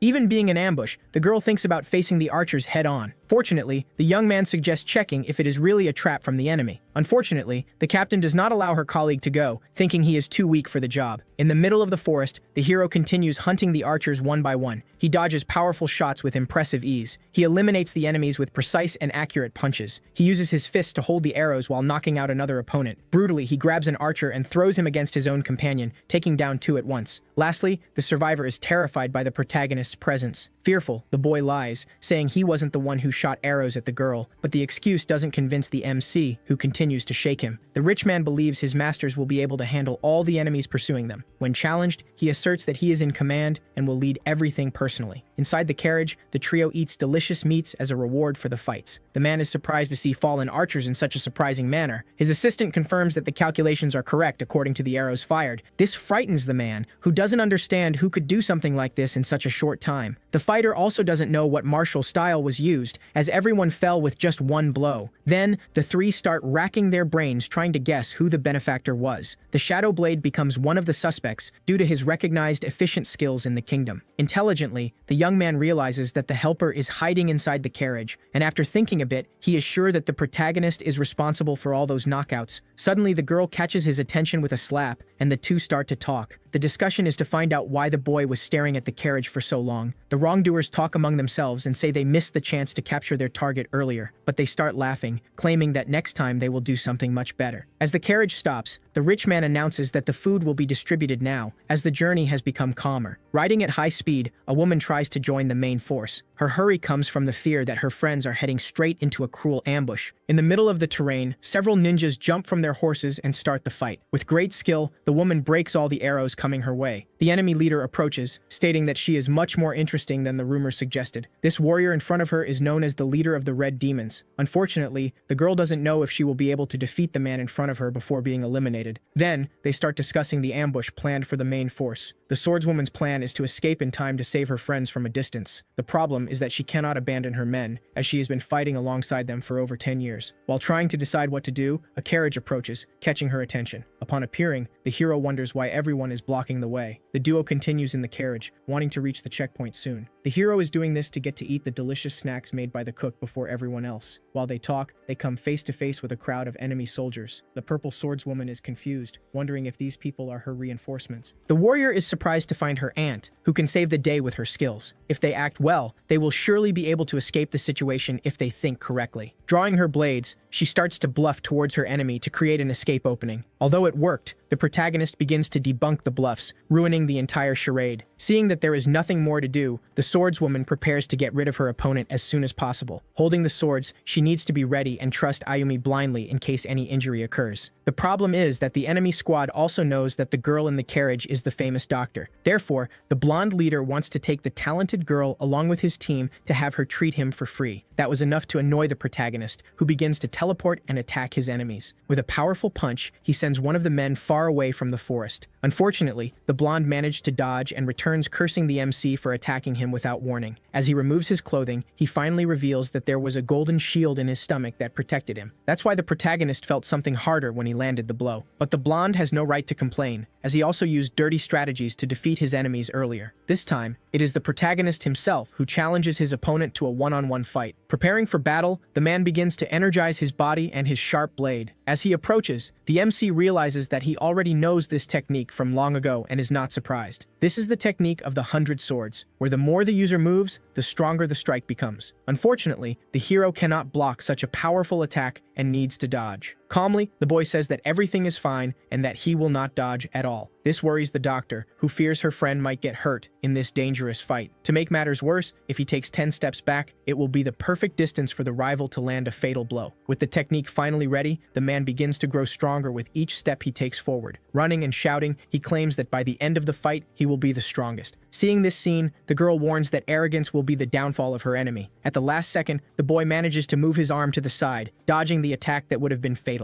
Humiliatingly, the blonde falls to the ground but gets up with acrobatics before being defeated. Then, the MC explains that his friend had told him to dodge, which is why he lied. After thinking for a while, the villain realizes that his enemy obeys everything the doctor says without much thought. Even before he can take the girl hostage, he receives a powerful kick that sends him flying. To make matters worse, he crashes his back into a tree, letting out a scream that echoes throughout the forest. As he approaches, the hero makes all the enemies feel fear and retreat. Time passes, and the enemy is arguing with his subordinates about how they could fail at such a simple task. He wants to know who the strongest opponent on the rival side is, imagining it could be the girl in red. One hypothesis is that the girl named Jade Branca is among the strongest, and thus deserves attention. Moreover, it is known that she is the granddaughter of the Tower Chief, and that in a decade she could become one of the most powerful masters. Once again, the villain decides to kidnap his enemy before the worst happens. When they look at their carriages, they realize that nothing was stolen except for the horses, which had fled. The problem is that the secret compartment was taken along with the other valuable items. That was exactly what the villains wanted when they attacked them, even being from the Murim League. Having lost a lot of money, they need to think of an extra plan and can no longer divide the troops. This frightens the man, as he knows they are heading towards a fight against a powerful master. Fortunately, the team still has many strong masters capable of helping in this battle. Additionally, the protagonist is a more powerful master than anyone this woman has ever seen. He is only doing this to protect his friend, as he actually just wanted a room and food. Having done more than he should, he claims he will stay quiet and eat from now on. The girl believes that the hero was not hired for her squad, even though it costs a lot. This drives her to despair, as they need to recover the stolen money as soon as possible and need a helper. She knows that the hero can prove his skills in tense moments, leaving no option but to pay the investment. The worst part is that the boy wants a lot of money and is raising the price since he doesn't want to be hired. And to capture the red demon, they will need a lot of help in these slippery mountains. 3 men comment that this was the perfect chance to capture their target in a surprise attack. Unfortunately, it is not their fault, as the strategy failed and no one could predict what would happen. In another scene, they are begging the protagonist to join the team once again. The argument starts because the boy only wanted a place to sleep and ended up receiving just a bit of roasted meat. Then, the doctor jumps into the fight to support her friend, who really does not want to help or fight. Trying to be calmer, the girl approaches and apologizes for making those mistakes. The real problem is that people would be confused about paying such a high amount for a stranger. In the hero's mind, he is doing all this for a very cheap price, even offering a discount of 5,000. The funny thing is that even if they pay nothing, the hero will have to accompany the doctor and pretend he can't win the fights. The girl in purple keeps racking her brain, trying to find a way to offer something worthwhile. The hero thinks that the warriors must be in a delicate situation and can only pay 1,500 gold coins. Fortunately, the warrior says she will help, cheering her aunt up for the next fight. But if the girl goes, the doctor offers to accompany her, as she doesn't want to leave her alone in the face of danger. This is because her friend fights better when she has support, and if she gets hurt, there will be a doctor on standby to help. All of this makes the woman more confident to fight, now that she has two powerful allies by her side. Irritated, the hero says he will protect his friend, but does not intend to fight on the front lines. After some time discussing, Yumi offers to drive the carriage, which ends up irritating her friend. 10 people will participate in the first surprise attack, and another 40 will join in the next. As a result, about 70 soldiers begin to scale the mountains gradually. Unfortunately, the doctor starts to feel unwell, nauseous from climbing long mountains without help. The problem is that the soldier in charge is carrying the carriage for the first time, and therefore is shaking quite a bit. But this was a misunderstanding by the hero, as the girl only wanted a fistfight. She explains that next time, she wants to know how strong her colleagues' punches are in a mano-a-mano fight. The MC thinks that after this job, he wants a bigger room to be able to sleep a lot. Suddenly, several stones begin to slide down the mountain towards the allied soldiers. The hero remains calm, knowing that his friend is not in danger since she is nearby. When a rock approaches, the man catches it in mid-air, while thinking he cannot trust these people who do not keep promises. A pair of swordsmen slide the stones away, clearing the path for the allies to advance. The fighter asserts that this will not be enough to stop them from moving forward, even if the enemy knows how to fight well. At the top of the hill, a mysterious man observes everything from afar. He believes it was worth preparing this trap in advance, as he now has the advantage. Finally, the preparation is complete, and the fire archers begin to aim towards the sky. With that, they receive the order to unleash a barrage of flaming arrows at maximum power. Upon seeing the arrows approaching, the hero fears they will catch fire halfway. In a flash, he pulls his best friend and warns her that if something goes wrong, she will end up inhaling all the smoke. The arrows are burning the ground, forcing people to separate and climb to the top of the valley. Everything is happening as the bald man had planned, and he orders his men to advance. The duo is surprised by the sudden arrival of several experienced ninjas. Fortunately, the fighter was nearby and manages to defend her friend with a powerful spell. The trio gathers and realizes that their formation has been destroyed due to the thick smoke that keeps spreading. Cornered, the woman understands that it makes no sense to try to flee the location. Suddenly, she sees the man who commands everything and decides to confront him. Excited, the girl runs, saying she will handle this alone, unaware of the dangers that await her. Fortunately, the young man is there to help, while the older woman tries to decide what to do. While being attacked, she holds off the approaching enemies, clearing a path for the allies to pass safely. She cuts her opponents, thinking that if she dies, the lives of 70 men will be at risk. Commanding the troops, she orders everyone to gather and work together to solve the problem. As she approaches, the girl spots the leader of the Red Demons and decides to capture him. This cynic is even more surprised to see White Jade right in front of him. The problem is that the man escapes, shattering the girl's dreams. But this ends up being good, as if he moves too far away, he won't be able to command his thugs. The fear is that it is all just an ambush, but they still need to try one last time. Suddenly, the hero leaps and uses his blade to cut everything in his path before being blocked. The blow was so strong that it caused severe injuries to the girl's arm. This is the true skin of White Jade, resembling a living statue. Then she remembers the rumors that she has a difficult personality. The villain says he knew he would end up capturing the girl and even makes a joke about her temperament. Fearful, the boy claims that the Red Demons would be nothing without that villain and assures that his allies will defeat them. The statue woman screams that she will not let anyone escape and that she will resolve this matter alone. Unfortunately, the enemy's plan is working, and his men begin to retreat, abandoning the fight. This means that the entire trap was designed to deceive the girl. Before they can escape, they are suddenly attacked. The girl manages to dodge, but is surprised to notice the bridge collapsing in the background. The villain says that no one could jump that distance unless helped by a bird in the sky. Preparing to fight, he states that his target was only Jade, but he won't mind capturing two. On the other side of the battle, the allies find it strange not to see the presence of the enemy leader. After thinking a lot, the girl understands that the true objective was to separate the fighter from the group. Suddenly, the protagonist appears making jokes about the fire and complains that his little friend is coughing. The soldiers begin to wonder if that group really belongs to the army they imagined. Comically, the hero continues breaking his promise and once again enters battle against his own will. The woman orders them to search for Jade and the young man and to fight against the leader of evil. At that point in the fight, the enemies had probably already retreated, and the plan had worked perfectly as intended. This is an act of cowardice, not of a powerful master, and that's what the boy shouts. The villain, insane, says he would have eliminated everyone if he had decided to show his true abilities. Upon realizing that the captured person is a client of the clinic, the hero understands his importance, and he rushes out upon discovering that they had already sold many products to that man. Eager to eliminate his enemies, the man charges forward with his purple blade. Even being very powerful, the girl is having difficulty withstanding the attacks coming her way. And the rumors are true. The girl's hands are indeed stronger than any metal in the world. Preparing for a massive attack, the leader asks if they can withstand that blow. However, before hitting the girl, she is saved by the young man who intervenes in the clash. Now the duel is between the leader of the villains and the boy. Continuously striking towards the enemy, the boy tries to find some fatal opening. This impresses the opponent, who praises the ninja's good skills. He claims he will cut evil at the root before it even has a chance to grow. At the last second, the boy decides to dodge and sees the blade passing close to his face. He manages to do backflips and defend against the attacks with his sharp blade in time. While defending himself, he falls to the ground and realizes that his enemy has much more power, making the fight difficult. The cynical one continues advancing in a surprise attack, leaving the boy with no time to react. The sharp blade is thrown far away, leaving him vulnerable in combat. Fortunately, Jade jumps in front and lands a powerful punch on the man, shifting the focus of the fight. Still, the two are no match for the skilled villain, who manages to retaliate once again. Throwing the girl away, the man keeps the wicked smile on his face. While the boy runs to retrieve his sword, the two begin to argue about each other's power. The villain jokes that the team is functioning very well. He states that he prepared a lot, as he cannot let the girl grow stronger in the future and jeopardize his plans. Suddenly, he leaps towards her, surprising her with his speed. Breaking the ground beneath him, he aims his blade at the girl mercilessly. Even missing the strike, he claims this is the end for her and charges forward. He manages to land a precise punch on the girl's face, sending her flying far away. To prevent the young man from getting closer, the man relentlessly advances against him. The fight is becoming exhausting, and the boy is starting to run out of strength, too injured. Ignoring his enemy, the ninja continues running towards Jade, almost getting hit by a blow. At the last second, he jumps off the cliff and catches his friend before the fatal fall. He manages to secure himself with his sharp blade on the mountain, preventing both from being defeated. This sword was a gift from his uncle, and it's really well made not to break under such weight. The most impressive thing is that the boy has only been hit 3 times, but he is already much weaker than in previous fights. To make matters worse, his arms and legs are paralyzed, making it even harder to hold his colleague. At the moment, the girl, even being stronger, seems weaker than the ninja due to her injuries. On the other side of the battle, the MC wonders why they cut the bridge passage, and complains that the jump to the other side is a bit far. Looking into the abyss, the leader doubts whether his opponents have been defeated or not. Suddenly, a shadow appears out of nowhere and causes a huge explosion in the arena. It is revealed that it was the protagonist who had jumped from the bridge, leaving the man completely confused. Not understanding the situation, the misunderstood asks if anyone has seen the client from his clinic around, not realizing who he is talking to. The boy's nonsense makes the man increasingly nervous, fearing the strength of his opponent after such a leap. Even nervous, he thinks about fleeing, but knows he will be caught by the protagonist. Once again, the boy asks about his client, saying he needs to receive some payments for the clinic. Looking at the ground, he notices the footprints of someone who has been fighting intensely. He shouts towards the abyss to see if anyone is holding on in hopes of finding the client. The survivors hear the protagonist's voice and are surprised by his presence. This is the perfect opportunity for the coward to try to push the powerful opponent into the abyss and leave him behind. Using his technique of the 100 blades, he knows that even if the attack is defended, the enemy might end up falling to the ground. As he drags the blade across the floor, the sound catches the protagonist's attention, who turns at the last second. Even landing the blow, the enemy becomes desperate upon seeing that his opponent caught the blade with his own hands. Pressing the metal, the protagonist begins to break the long, sharp sword into several small pieces. This is enough to irritate him even more, causing him to curse the enemy while launching a counterattack. With a violent strike, he throws the adversary away and notices items falling to the ground. Curious, he asks if there is any money in the man's pockets. He says that if he is going to rob, the enemy must have plenty of money and that he will not be treated like this. Even so, the fight continues without stopping, with the boy dodging all the blows. Once again, with a simple slap, he destroys his enemy's blade, leaving only the hilt in his hands. Knowing he will no longer win this fight, the enemy's strategy is to push the MC away and find an escape route. The warrior lands a punch in the middle of his opponent's hands, canceling the attack. In fact, the blow ends up rebounding against the user himself, violently launching him towards the rocks. Even so, the villain survives, as he possesses a resistance equivalent to that of powerful masters in the world. Surprised, he begins to think that his opponent must be one of the strongest masters that ever existed. He complains that he can no longer deal with the right-hand men of the Blood Horse, as he has already defeated several. Upon hearing this, the man asserts that he is not an ally of any horse and questions why his sword technique did not work. The protagonist explains that he has faced many people who use that same technique, including a little puppy. Once again, the villain gets angry and shouts that he is the leader of the Red Demons and not anyone's right hand. Tired and out of options, he decides he needs to find a way to escape before he is completely defeated. When offered money, the protagonist replies that he does not want to receive coins from a bandit. Even if the money were clean, he says he will punish him for his evil deeds. Then, he delivers a powerful punch to his chest, launching the enemy away towards the debris. The hero comments that the master's strength is impressive, as he has been hit several times and still survived. While reflecting alone, he is surprised by someone shouting his name from the bottom of the abyss. The duo is almost falling, out of strength, as the ninja's limbs are completely weakened. The girl begins to cry, believing that this is her last moment of life and that there is nothing more to be done. Suddenly, the protagonist begins to descend the abyss to save his trapped allies. As he descends, he says things that leave both confused, not understanding what is happening. With his own hands, the hero holds onto the cliff wall, reaching his friends and saving the day. After being rescued, they begin to think about what to do from now on. It is said that the protagonist is pursuing the enemy leader alone, and it is still unknown if he won the fight. Paying the price of 5,000 coins turned out to be a good choice, as they managed to defend themselves from a powerful enemy. They also understand that the true target all along was the doctor. The group orders that she be brought immediately and to stop crossing the bridge. Not understanding the reason, the protagonist is sure that his enemy would not want to see his secret identity revealed. Already very tired and injured, the man wonders how such a powerful master got involved in this case. While reflecting, the protagonist appears behind him, stating that he has some questions. It is revealed that the subordinates of the Bloody Horse are rivals of the demon leader. He explains that the horse's men sent a secret organization, and upon noticing this movement, he decided to act on his own. Even before his rivals moved, the man attacked the target and obtained the items first. The secret to his survival for so long is the fact that he is always very well prepared in all situations. Triggering a hidden mechanism, several blades emerge near the protagonist. At the same time, arrows and ropes are launched with the intent to eliminate him mercilessly. Running, the villain claims that his arms are injured and promises to return when his abilities are stronger. But the hero does not let him escape and pulls him by the coat before he can flee. The impressive thing is that a secret item falls from the man's pocket, leaving him desperate. Furious, he delivers a powerful blow to his rival's head in revenge for the humiliation. The attack is so strong that it causes a massive explosion throughout the forest. Finally, the fight comes to an end, and the protagonist manages to grab the secret item that looks like an egg. Meanwhile, the doctor continues to be carried by the soldiers, who do not let her walk alone. Suddenly, a trio of mysterious men appears, startling the group. Strangely, the bald man lies, saying they received orders to take the doctor since the battlefield was too dangerous. Without warning, the hairy one appears and mercilessly eliminates the boy in front of the woman, revealing themselves to be bandits of the Red Demon. Even trying to react, the remaining soldier is hit from behind and falls to the ground. Desperate, the girl runs to save her friend's life, who is still barely breathing. The bandits' orders are clear: take the doctor without causing any injury. Meanwhile, the remaining trio waits for the woman's arrival, unaware that she has already been kidnapped. Suddenly, the hero appears, claiming he has defeated the leader of the bandits and came to greet his companions. He comments that his opponent was weaker than he expected and that a single blow to the head was enough. This leaves the woman surprised, not understanding the true level of power of the protagonist among the masters of the world. As expected, he is hiding his true identity, but no one knows the reason. The orders now are to capture the fallen body of the leader, which is among the trees and rocks. The duo approaches and thanks the MC for saving their lives during the battle. In fact, the boy is just wanting to receive payment from the ninja, who still owes him money. He takes the opportunity to ask how much the young man spent on medicine, since he seems to come from a wealthy family. Generously, the statue claims it will pay off the entire debt and asks how much exactly is owed. But before they could resolve this, a soldier appears warning that Yumi has been captured by the enemies. This further irritates the protagonist, who complains to his companions about the poorly done job on the mission. Upon discovering where the girl was taken, the hero rushes forward, destroying everything in his path. The impact of his run is so strong that it causes the ground to collapse and part of the cliff to give way. Everyone is surprised, questioning if this is the true power of a legendary master. Running through the forest, the boy is using all of his speed. He transforms into a much more focused warrior, channeling his red energy. Unable to find his friend, he decides to climb to a high point to get a view of the forest. As he jumps from tree to tree, he becomes frustrated for not being able to locate her and wonders where his enemies are. Meanwhile, the men carry the girl to a secret location that has not yet been revealed. The bald man comments that the girl should be terrified of being kidnapped instead of acting with courage. But the girl feels no fear, and her past experiences have taught her to have faith in people. The forest begins to emit strange sounds, as if someone is approaching every second. The protagonist appears furious, saying that the sound is of the enemies being defeated. On the other side of the battle, the soldiers check the fallen body of the rival leader. They realize they lost a metal object that the boy had found earlier and need to recover it. Suspicions fall on the protagonist, believing that he must have stolen the item during the confrontation. This makes the girl fear that the boy will not admit to the theft and will refuse to return the object. The item lies on the ground, open, while they reflect that the hero could not have opened it alone. The enemies become excited upon seeing the protagonist, as they know he is a skilled master. Believing they can defeat him, they shout that they are subordinates of the Bloody Horse. This further irritates the protagonist, who is already tired of facing the horse's men, questioning why they continue to be targets of their operations, since they have never done anything against this man, and knows that her friend is fine, as she is being carried in the carriage from earlier. Desperate, the swordsman plans to use the girl as a hostage before being defeated. Impatient, the protagonist delivers a powerful slap that knocks the man out, claiming to be the true opponent. This frightens the survivors, who had no idea there was someone so powerful in the punitive force of the allies. He informs his friend that he managed to get all the money for the medicines and even dealt with the leader of the bandits. Unfortunately, the reason for having kidnapped the girl is very secret, and even the henchmen do not know. The situation becomes even more confusing when he reveals that he is part of a branch of the Blood Horses in front of the Muram League. Throughout this scene, the girl in red appears, saying she will help her friend and gets involved in the fight. Taking away all hopes of escape from his opponent, the hero lands a precise blow that knocks him out instantly. He worries that they might discover what kind of secret branch this is without the girl's intervention. The two begin to argue endlessly about who should have truly saved Yumi. It is explained that the girl was in the carriage due to her low stamina, but now she can walk. As a gift, the protagonist takes something out of his pocket and asks his friend to take a look. Upon opening the box, she becomes confused, not understanding what kind of medicine is stored inside the container. In fact, it is a spiritual medicine capable of solving the girl's stamina problem if she consumes it at that moment. This is a request from the clinic directed to the director, but the friends are willing to pretend they didn't see. Finally, the two warriors reach an agreement without arguing or fighting. Back with the soldiers, the fighter is impressed to see the medicine again. This leaves her astonished at how the protagonist managed to break the metal of that orb earlier, alone. She believes the boy did not know about the existence of the medicine and just got lucky. The girl did not take the medicine, as her body might not withstand all the power, and she could die in some way. Having been saved, Jade thanks her friends for their help, and thanks to the medicine, her niece will be treated. Apparently, the protagonist lies, saying that his strength will not increase anymore if he consumes the medicine. The swordswoman is confused by the protagonist's actions and questions why he didn't take the item. The boy claims he did what anyone would do and that he was blinded by the money he would receive. From now on, he declares himself free from any ties to money or fame he might gain. After saying this, the woman becomes intrigued and asks what he means by his words. The hero asks them to keep their promise, as he wants to go back and buy delicious food to eat. It was promised that if the leader of the Red Demons was defeated, the doctor's clinic would be bought. Knowing that the road back will be very dangerous, the swordswoman says she will pay upon arriving home. Wanting the protagonist by her side, she asks him to accompany her on the journey. Jade has an arterial disease that requires a special physical constitution to be treated. Fortunately, the girl managed to obtain the spiritual medicine in the past to cure this condition. The only problem is that her younger niece does not have much time and needs to consume the medicine quickly. It took 8 years to gather the necessary ingredients for the medication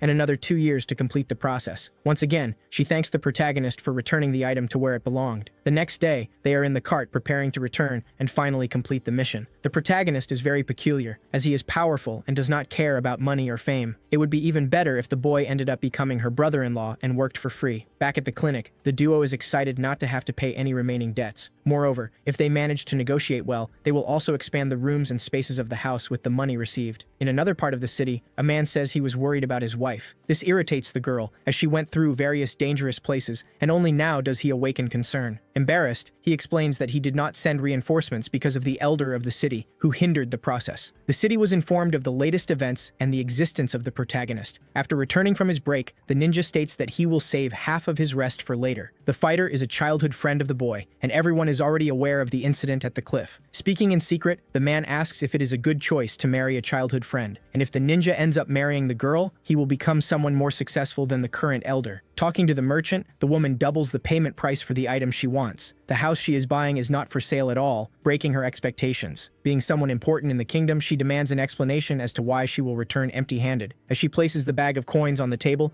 the merchant's posture changes, and he begins to speak. He explains that the house is owned by the clinic, which surprises the girl. The doctor has only met the true owner of this place once before moving in. He seems to be a good person, which is why the girl rented the house and turned it into a clinic. The duo is making good money from the medical treatments, enough to pay off any debt. Once again, the girl insists on buying the house, and this time, she goes to the right clinic. The doctor is surprised to hear that Yumi's house is actually owned by his own clinic. Unfortunately, he states that this is not something he can decide on his own, To resolve the situation, the girl needs to talk to the doctor's father and negotiate the terms. The man, however, says he prefers to buy a bit more land instead of selling his. He claims he has no intention of selling that small house for just a few coins. He then kicks the woman out, saying he has already given his answer and will not sell at all. Moreover, he warns that if others find out about his properties, he will be very disappointed in her. When trying to buy another house, the protagonist resists, saying he doesn't want to move and likes his own room. Trying to negotiate, the girl argues that if they move, they could receive more patience due to the larger space. But the protagonist counters, saying that size does not mean quality, and they prefer to stay where they are. After a long discussion, the woman tries to highlight the advantages of having a bigger house. She talks about the spacious garden, which makes the protagonist seem convinced and interested in the idea. However, he breaks expectations by saying he prefers to buy the house next door to expand his own territory. To make things even better, they decide to buy a plot of land just to raise cute puppies. Finally, the protagonist shouts, as the purchase of the house had been promised after the mission. The news is that the girl failed to buy the house, even though she tried very hard. This irritates the protagonist, as no one seems to keep their promises in this part of the city. The doctor herself is also upset to find out that the agreement was not upheld, warning that they ignored her friend. A discussion continues without stopping, saying they should fulfill what was promised and buy the house. In the town bar, the man orders a plate of food while planning to capture Yumi. The strange thing is that his men have not returned yet, even knowing that none of the three were captured after the mission failed. All the bars in town are closed due to the ban orders from the Murim League. The three henchmen were captured, which ended up causing the ban. Even so, this is the safest place they can stay, so it would be a bad idea to flee in the middle of the night. If the location of the hideout is revealed, it will be the end of their plans and their lives. The only way to fix everything is to capture the woman who healed and knows how to produce the poison. All this because the bar owners want to enjoy their wealth again. Tossing from side to side, the hero wakes up, wondering if he overslept. Very hungry in the middle of the night, he thinks about getting some snacks. One problem is that some evil ninjas take advantage of this moment to invade. The leader believes it is a relief that the Murim League does not protect the duo. Silently entering the clinic's territory, the orders are to find the doctor. Suddenly, the protagonist appears, startling all the men with his presence. While eating his snack, he seems to understand nothing of what is happening. Once again, the boy's name is mentioned, but no one understands the meaning of this rumor. Impatient, the man orders them to attack the boy mercilessly. Still with food in hand, the protagonist defends himself from the approaching ninja's attacks. Using his spoon as a weapon, he blocks all the blows with no difficulty at all. Then, he defeats the thugs and complains about the mess they are making in his house. To make matters worse, he spills all his rice, which irritates him even more. With his anger at its peak, he starts stomping on the ground, causing small earthquakes. Using his maximum strength, he prepares a punch against the opponent for having irritated him. The only survivor is the leader, who thinks about fleeing at this opportunity. While running, he realizes that the MC is the reason the punitive force failed to capture. Lazy to chase after him, the boy notices he has lost sight of the leader, and he decides not to let him escape. But he also cannot leave his friend alone in the middle of the night. With that, he decides to wake the girl, who unfortunately still wants to sleep a little longer. Then the hero lies, saying that a guest has arrived at this hour of the night. As he gets dressed, he warns about the bandits and leaves his colleague in the care of her best friend. The problem is that the girl is worried about her friend, afraid that he might get hurt. This is something curious, as it would apparently be impossible. Back at the bar, the owner complains that they won't be able to capture their target with the current security. In the middle of the night, the chief of the Bloody Horse Guards appears, visibly irritated. This worries the villain, who fears his presence. The man's first question is whether the secret branch has been revealed to everyone. Avoiding the subject, the bar owner asks for help, claiming he will never forget such kindness. Unfortunately, the man refuses, saying he didn't come there to play games. After all, a week ago, a messenger had been sent to gather information from the guild. Noticing that his henchman doesn't understand, he explains that he came in search of the spiritual medicine. He claims that if he can obtain this miraculous remedy, no one will be punished anymore. Needing it to survive, the owner finds himself at a crossroads, not knowing where the item is. All they know is that Jade returned with the medicine for the guild on the same day. Desperate, he asks for help again to survive and be able to repay this contribution. Before that, the man's plan is to carry out a surprise attack on the rival guild. To find his target, the MC runs across the rooftops of the houses. Climbing to the top of one, he wonders where the man might be hiding. Wanting to find them, he gets annoyed remembering that they dared to invade his home. What he doesn't know is that the assassins themselves are hunting him from behind. A cat-and-mouse chase begins through the city, under the moonlight. Meanwhile, the detectives wait for the three criminals who tried to capture the doctor to wake up from their sleep. As soon as the trio awakens, the plan is to discover the villain's secret branch. Impatient, the young man says he would have already found this place if he had captured the target earlier, but his friend reassures him, saying that the information has already been good enough. The leader of the detectives still doesn't understand how the hero defeated the leader of the Red Demons. The explanation is that the boy is actually the master everyone has been looking for, someone extremely powerful, After thinking for a bit, they believe he is by Yumi's side because he wants to protect her. After all, he is known for not caring about money or fame. The old man, leader of the guild, is in the middle of an important meeting. The theory that the protagonist would be an opportunist falls apart, as the doctor would never associate with someone like that. With no alternative, the old man asks the girl's husband to talk to the protagonist. Even having delivered the money from the last mission, only Yumi showed up to receive it. Irritated, the old man begins to complain about the incompetence of the assassin's husband. The woman retorts that at least her husband managed to become the elder leader of the Mori League. When asked if he wishes to be corrupt, the old man replies that he doesn't want to, but admits it would be more convenient. On the other side of the city, a widespread massacre takes over the streets. People flee desperately from the assassins spreading chaos. Panic grows as more evil men approach. Suddenly, Jade appears and saves the life of a defenseless man. She lands a solid punch to the enemy's face, sending him flying. In the midst of the fight, she orders the boy to flee and protect the grandparents. The walls begin to crumble as the battle spreads through the city. The assassin complains that there aren't enough allied warriors to face the attack, but the fighter believes her allies will show up, drawn by the great chaos. Probably the enemies are overconfident, believing they can eliminate their opponents quickly. The chief of the guards appears, interested in the presence of the white jade before him. Upon seeing the chief of the bandits, the fighter believes the solution is to take him hostage. Even so, the man shows no fear and defends himself with his sharp blade. She manages to block the strike in time, but is thrown against the wall and suffers a great impact. The swordswoman is startled but determined. She advances again, wanting to win. The man, however, gives no openings and easily blocks the attacks. With a single movement, he delivers a blow that sends his opponent's sword flying away. Fallen on the ground and defenseless, she is saved at the last second by Jade, who ends up taking a fatal stab. Impressed by Jade's resilience, he admits that his opponent is better than he expected. The old man recognizes the warrior before him and bows in a sign of respect. These men are the elite guards of the Blood Horse, known as the Blood Swordsman. This one, in particular, is an even more powerful master than the leader of the Red Demons, a true elite soldier. Suddenly, he remembers the spiritual medicine and becomes visibly worried. Hearing all this from the rooftops, the boy wonders if he should help them, even though he dislikes that guild. The elder, trying to negotiate, bows and says he can deliver the medicine, but that it is not in his possession at the moment. To prove he is not lying, he claims that his life is worth much more than a mere item. Upon hearing that the medicine is hidden in the clinic, the protagonist goes on high alert, determined to defend his property, and he finally realizes that he indeed never received the reward from the last mission. Irritated, the man wonders how many people he will still have to eliminate for them to understand the gravity of the situation. Energizing his sword, he curses his opponent, but the blow is blocked by the statue's arms. Even so, an explosion occurs, throwing the girl far away. The gap is enough for the enemy to approach with the flaming blade and land another precise strike. Another explosion engulfs the area, leaving everyone worried about Jade's health. As expected from the fighter, both attacks were successfully blocked, but she is already too weak. Knowing she is not fully recovered, Jade understands she won't be able to stop him alone. Still, she tries to think of a way to prevent the leader's advance, urging the others to flee. Upon hearing that she intends to escape later, the man laughs mockingly. He says there are 20 henchmen behind her and asks if she still thinks she can run. Moreover, there are hundreds of elite guards scattered throughout the city. Suddenly, one of his henchmen is thrown to the ground by a mysterious fighter. The MC, watching from the rooftop, realizes that it is not the person who invaded his house earlier. Finally, he meets Jade and calls her by a name she detests. Seeing that her friend almost gave up on helping, Jade pleads not to be abandoned. The boy wonders if he really is a piece of trash for others to believe he would do something like that. Jade, worried, fears leaving him to fight alone and be cornered. Meanwhile, the elder tries to take advantage of the situation to escape, but is reprimanded. Irritated, he complains that Jade is no longer the child he once knew. The hero, on the other hand, is glad to have at least one comrade willing to help him. He explains that it was all a misunderstanding and that he is no powerful master. The swordsman, mocking, says that the red demons only face cowards. He believes the hero is arrogant for having defeated the weakest master that existed. The boy responds by saying he will show what a true master is and charges forward with strength. His punch hits the enemy squarely, sending him flying far away. Surprised, the protagonist wonders if it was really that easy to defeat him. The other two are impressed by their comrade's strength, but the bandit leader is still alive and practically unscathed. Retrieving his sword, he promises to eliminate his opponent completely. He energizes his blade, covering it with the technique of blood red. The boy is frightened, afraid of having his blood sucked. In fact, the technique causes any wound to continue bleeding until the blade absorbs the victim's blood. As the sword approaches, the hero dodges in time, using only his hands. The opponent screams that he cannot be stopped by mere hands, but the boy breaks the blade. Surprised, the man cannot believe that someone so young has surpassed him so easily. The hero counterattacks with a strong kick to the stomach, sending him flying away. Even injured, the enemy gets up, ready for another round. The boy wonders if he is hitting too weakly or if the other is too resilient. The swordsman then draws another blade and begins to energize his technique of 1,000 blood swords. Before he can finish, the protagonist throws his own sword like an arrow, hitting the enemy in the chest. Everyone is in shock, and he was just playing the whole time. Jade finally realizes that the boy is not just strong and insane, but also unpredictable. Even injured, the elite soldier stands tall, shouting for his guards to follow him. Suddenly, dozens of men jump from the rooftops, surrounding the protagonist with their swords drawn. Amidst all this, the boy notices the target of his entire hunt among the opponents, and he admits that he couldn't sleep thinking about that bandit's escape last night. This irritates the man, who believes his opponent is arrogant and pathetic, asserting that the situation has not yet been analyzed. When trying to make an advertisement, he realizes that the swordsman is already somewhat weak and lacking confidence to fight. He gets irritated when asking who the fool in front of him is that is so strong. He finally discovers that this is the person they had been ordering to give him all the time. This irritates the swordsman, who begins to understand the situation he got into when he made the deal. With this opening, the old man and his friend can escape safely. Even though his colleague has a good chance of defeating the enemy, the girl does not think this is the right attitude, but the old man has a family to care for and knows the strength of the enemy's elite soldiers. When he says that the MC won't win alone, he jumps in saying he wanted to help in the fight too. While watching the boy gossiping and complaining about his name, the assassin sees an opportunity to attack. He orders his soldiers to advance, throwing ninja stars in the direction of his opponent. However, the hero manages to dodge and appear in front of his enemies with powerful punches. Amid two ninjas, he energizes his hand while waiting to counterattack. He delivers precise kicks that send his opponent flying among his comrades. Then, he begins to deliver several consecutive kicks to the rivals. Staying focused, the boy jumps and charges at the crowd of ninjas without fear of taking a hit. The opponent's plan is to surround the boy while they prepare for formation. Without stopping, the hero continues to deliver precise punches when, suddenly, he is hit from behind. This surprises and irritates him, and he retaliates with all the strength he has, jumping over the enemy. The blow is so powerful that it sends the ninja flying ahead of all the others, knocking out several at once. The strange thing is that all these soldiers are strong, but they seem weak compared to the protagonist. Finally frightened, the swordsman realizes that his enemy might be one of the greatest and strongest masters in the world. To make matters worse, he knows that if they retreat, they will be followed and knocked out in the midst of their escape. With no escape plan, he realizes that the only way to survive is by winning the fight. He starts to reflect on some weak point of the opponent, as no one can be strong all over their body. Seeing him energized with fire, he decides to hide to prepare a surprise attack. Jumping silently from behind, he believes this is his method to win. But even with all this strategy, he only makes a small tear in the boy's clothes, who dodges in time. As he hides again, he thinks that he will surely hit a vital point next time. As the MC approaches, the man flees to try to escape defeat. Suddenly, however, the protagonist finds him and prepares a powerful attack. Trying his best to survive, he aims for the opponent's heart, which seems to be a weak point. This is not enough. The MC dodges and counterattacks, complaining about his enemies. As he strikes, he says that his friend will be disappointed with all this. Unfortunately, once again, the MC manages to survive and reappears at another point in the fight. Without stopping, the boy continues to punch him with great force and without mercy. He loses time to breathe, something that is unforgiven by the hero, who continues to hit, sending everyone flying. This bald ninja is the only smart one who knows he won't win this fight. Finally, the hero goes back to look for the thug who tried to invade his house in the early morning. Seeing that his opponent is still alive, he lands a precise attack to the head as he is out of patience for nonsense. The blow is strong enough to knock him unconscious, ending the fight for good. Letting the remaining ninjas flee, the hero climbs to the roof in search of his main target. With a leap full of hatred, he says he will eliminate his opponent as soon as he finds him. After helping the guild with the troublesome issues, the boy disappears like the wind. This makes the woman think about how a simple human can be so strong in this way. The elder asks everyone to keep silent about what happened last night, to keep it a secret. Suddenly, the head of the clinic appears asking what happened. Before explaining, everyone notices Yumi's presence in the place. With a serious expression, the head of the clinic approaches her and reveals that the true head of the doctors has been killed. The news leaves everyone shocked, especially Yumi, who can barely react. In the distance, the detective observes the scene but prefers to pass quickly to avoid being recognized. The lover hugs his friend, pleading for her not to die in these battles. Yumi has a good healing factor and will recover if she stays at rest, away from the fights. Almost breaking his colleague's arm, the boy tries to contain his anger to please the elder, who seems to disrespect the couple. Later, in a meeting, they discuss the elite guards of the Blood Horse and spiritual medicine. The good news is that they managed to capture the leader of the Blood Swordsman the night before. Even so, the girl cannot reveal who helped capture this powerful master. In a funny way, the investigator knows exactly that it was the protagonist due to the doctor's presence at the scene. On the other side of the city, the remaining ninjas continue trying to escape with their lives. As he jumps over a wall, the swordsman in red tries to protect himself from theft. The man in blue seems to be distraught, saying horrible things about massacres. At that moment, the protagonist appears and resolves the situation with a precise punch, eliminating the problem. He apologizes for accidentally damaging the wall after the blow he delivered. As he leaves, he praises the man's good heart and asks him not to tell anyone about the incident. In other houses in the city, the same thing happens when ninjas try to invade a girl's home. Once again, the hero saves the day, landing a blow to the head. He has done this so many times in the same day that he has lost count of how many enemies he has eliminated. A small child recognizes the protagonist and calls him uncle, as they have eaten rice together on the mountain. The hero finally remembers this and is grateful for having helped the family. This time, he gives a gold coin and tells them to buy a good chicken to eat the next day. In fact, even the mother of the family knows the protagonist because he is the boyfriend of the doctor. The bar owner complains that everything is a mess and still needs to return with news for the horse. Suddenly, he is startled by the presence of ninjas in his bar during the night. Now that he has soldiers, he asks them to follow him and return to their objectives together. The hope lasts little, as all the men are defeated and the protagonist appears. Finally, he remembers the appearance of his enemy, who is the owner of that soup restaurant. Jokingly, he says he really hoped the man was a villain just so he could beat him. Irritated, the villain asks his enemy to fix his manners before they talk. Then he throws smoke bombs on the ground to create an escape route and survive. But this doesn't work, as the MC manages to track him down with great anger and focus, throwing him away with his own body without a second thought. His plan is to find out how many soldiers this bar owner has under his command. Seeing that he is unconscious, he worries as he may not be able to find out how many enemies are still left. The doctor feels pressured for receiving better treatment than the others. The funny thing is that only the fabric was torn and the boy is fine, which is a relief for the doctor. Unfortunately, she stayed awake all night helping the wounded from the surprise battle. Upon discovering that all these people did not go to her clinic, the hero complains that they should have left some for him. Suddenly, the warrior appears saying that her friend does all the work and still gets credit for everything. In total, 80 soldiers were captured, including those against whom the guild fought. Fortunately, there wasn't much damage besides some landowners getting hurt from the invasion of their homes. All of this happened because of the protagonist's appearance, significantly reducing possible fatalities. The problem is that the MC won't act unless it is related to his friend in some way. This leaves everyone confused, as whenever a fight happens, this boy is involved in some way. On the other side of the city, the little girl is trying to buy her chicken with the gold coin she received as a gift. She claims that it was her uncle who gave her this gold after defeating the bandits last night. This surprises the merchant, thinking that the girl's uncle is a soldier of the Murim League. In fact, the girl explains that her uncle lives with the girl, along with the doctor from the clinic. Upon arriving at her house, the boy realizes that he completely forgot to dispose of the defeated enemies the night before. Suddenly, some warriors appear wanting to check on Yumi's health due to the recent dangerous events. It is explained that these bodies lying on the ground are of the bandits who invaded her house last night and need to be punished. Moreover, the hero admits that it would be good to receive a repair fee due to the damages in his house. He gets irritated once again when called by the nickname everyone gives him. Irritated, he says that at some point he will find out what this name means in the dictionary. He becomes confused, as if it has a good meaning. It is strange that his friend doesn't explain what it is. Avoiding the situation, Yumi says she is very tired, as she spent the whole night taking care of patients and needs to sleep. Relieved to have distanced herself from the situation, she regrets calling the boy that name in front of others. Lying in his room, the boy still doubts whether he managed to capture all his enemies. Tired, he says he worked hard, but there was no reward left for himself. Suddenly, a shy person arrives wanting to buy herbal medicine. However, the hero kicks the customer out, as he doesn't want anyone waking the doctor, asking them to come back the next day. Because of the bar owner, the MC worked hard and received no money. But now that he has eliminated all the enemies, theoretically, the bar no longer has an owner. This worries the MC, who no longer knows where he will eat. He recalls a special place but decides not to mention it until his friend wakes up. At that moment, the girl awakens and says it's already time. The boy lies, saying he had no patience and that he's a bit hungry. He explains that they can go to the bar to eat rice and meat for free, after defeating the former owner. Moreover, he believes they might even become the new owners of the bar for freeing the town from the local thugs. The girl gets excited, as becoming the owner of a bar would be like a trophy for her hard work. In a secret place in the city, the fat man is tied up from head to toe. Angrily, he asks who kidnapped him and if they know who they are dealing with. Unable to escape, he realizes that his bosses are still not satisfied, even after all this trouble. The liar claims he was a good man, owner of a bar in front of the Murim League, but the investigators know that this was just a front to work as a subordinate of the Bloody Horse. The mysterious person states that they will not eliminate the fat man if he answers correctly. When asked about his last memories, the owner tries to dodge the question somehow. This irritates his kidnapper, who threatens to cut off his head the moment he tells a lie. To make matters worse, the man knows the hostage's name, who fears he won't be able to escape the plan without negotiating. He reveals that he managed to find someone capable of remaking the poison and planned to capture her. The funny thing is that the kidnapper already knew that this person was Yumi, breaking the fat man's negotiation. Violently, the man receives a sword slashed to the face that cuts his blindfold, allowing him to see again. In front of him are the detectives, who angrily ask what he knows about the doctor. The investigator's right-hand man asks not to eliminate the kidnapper, as there are still many questions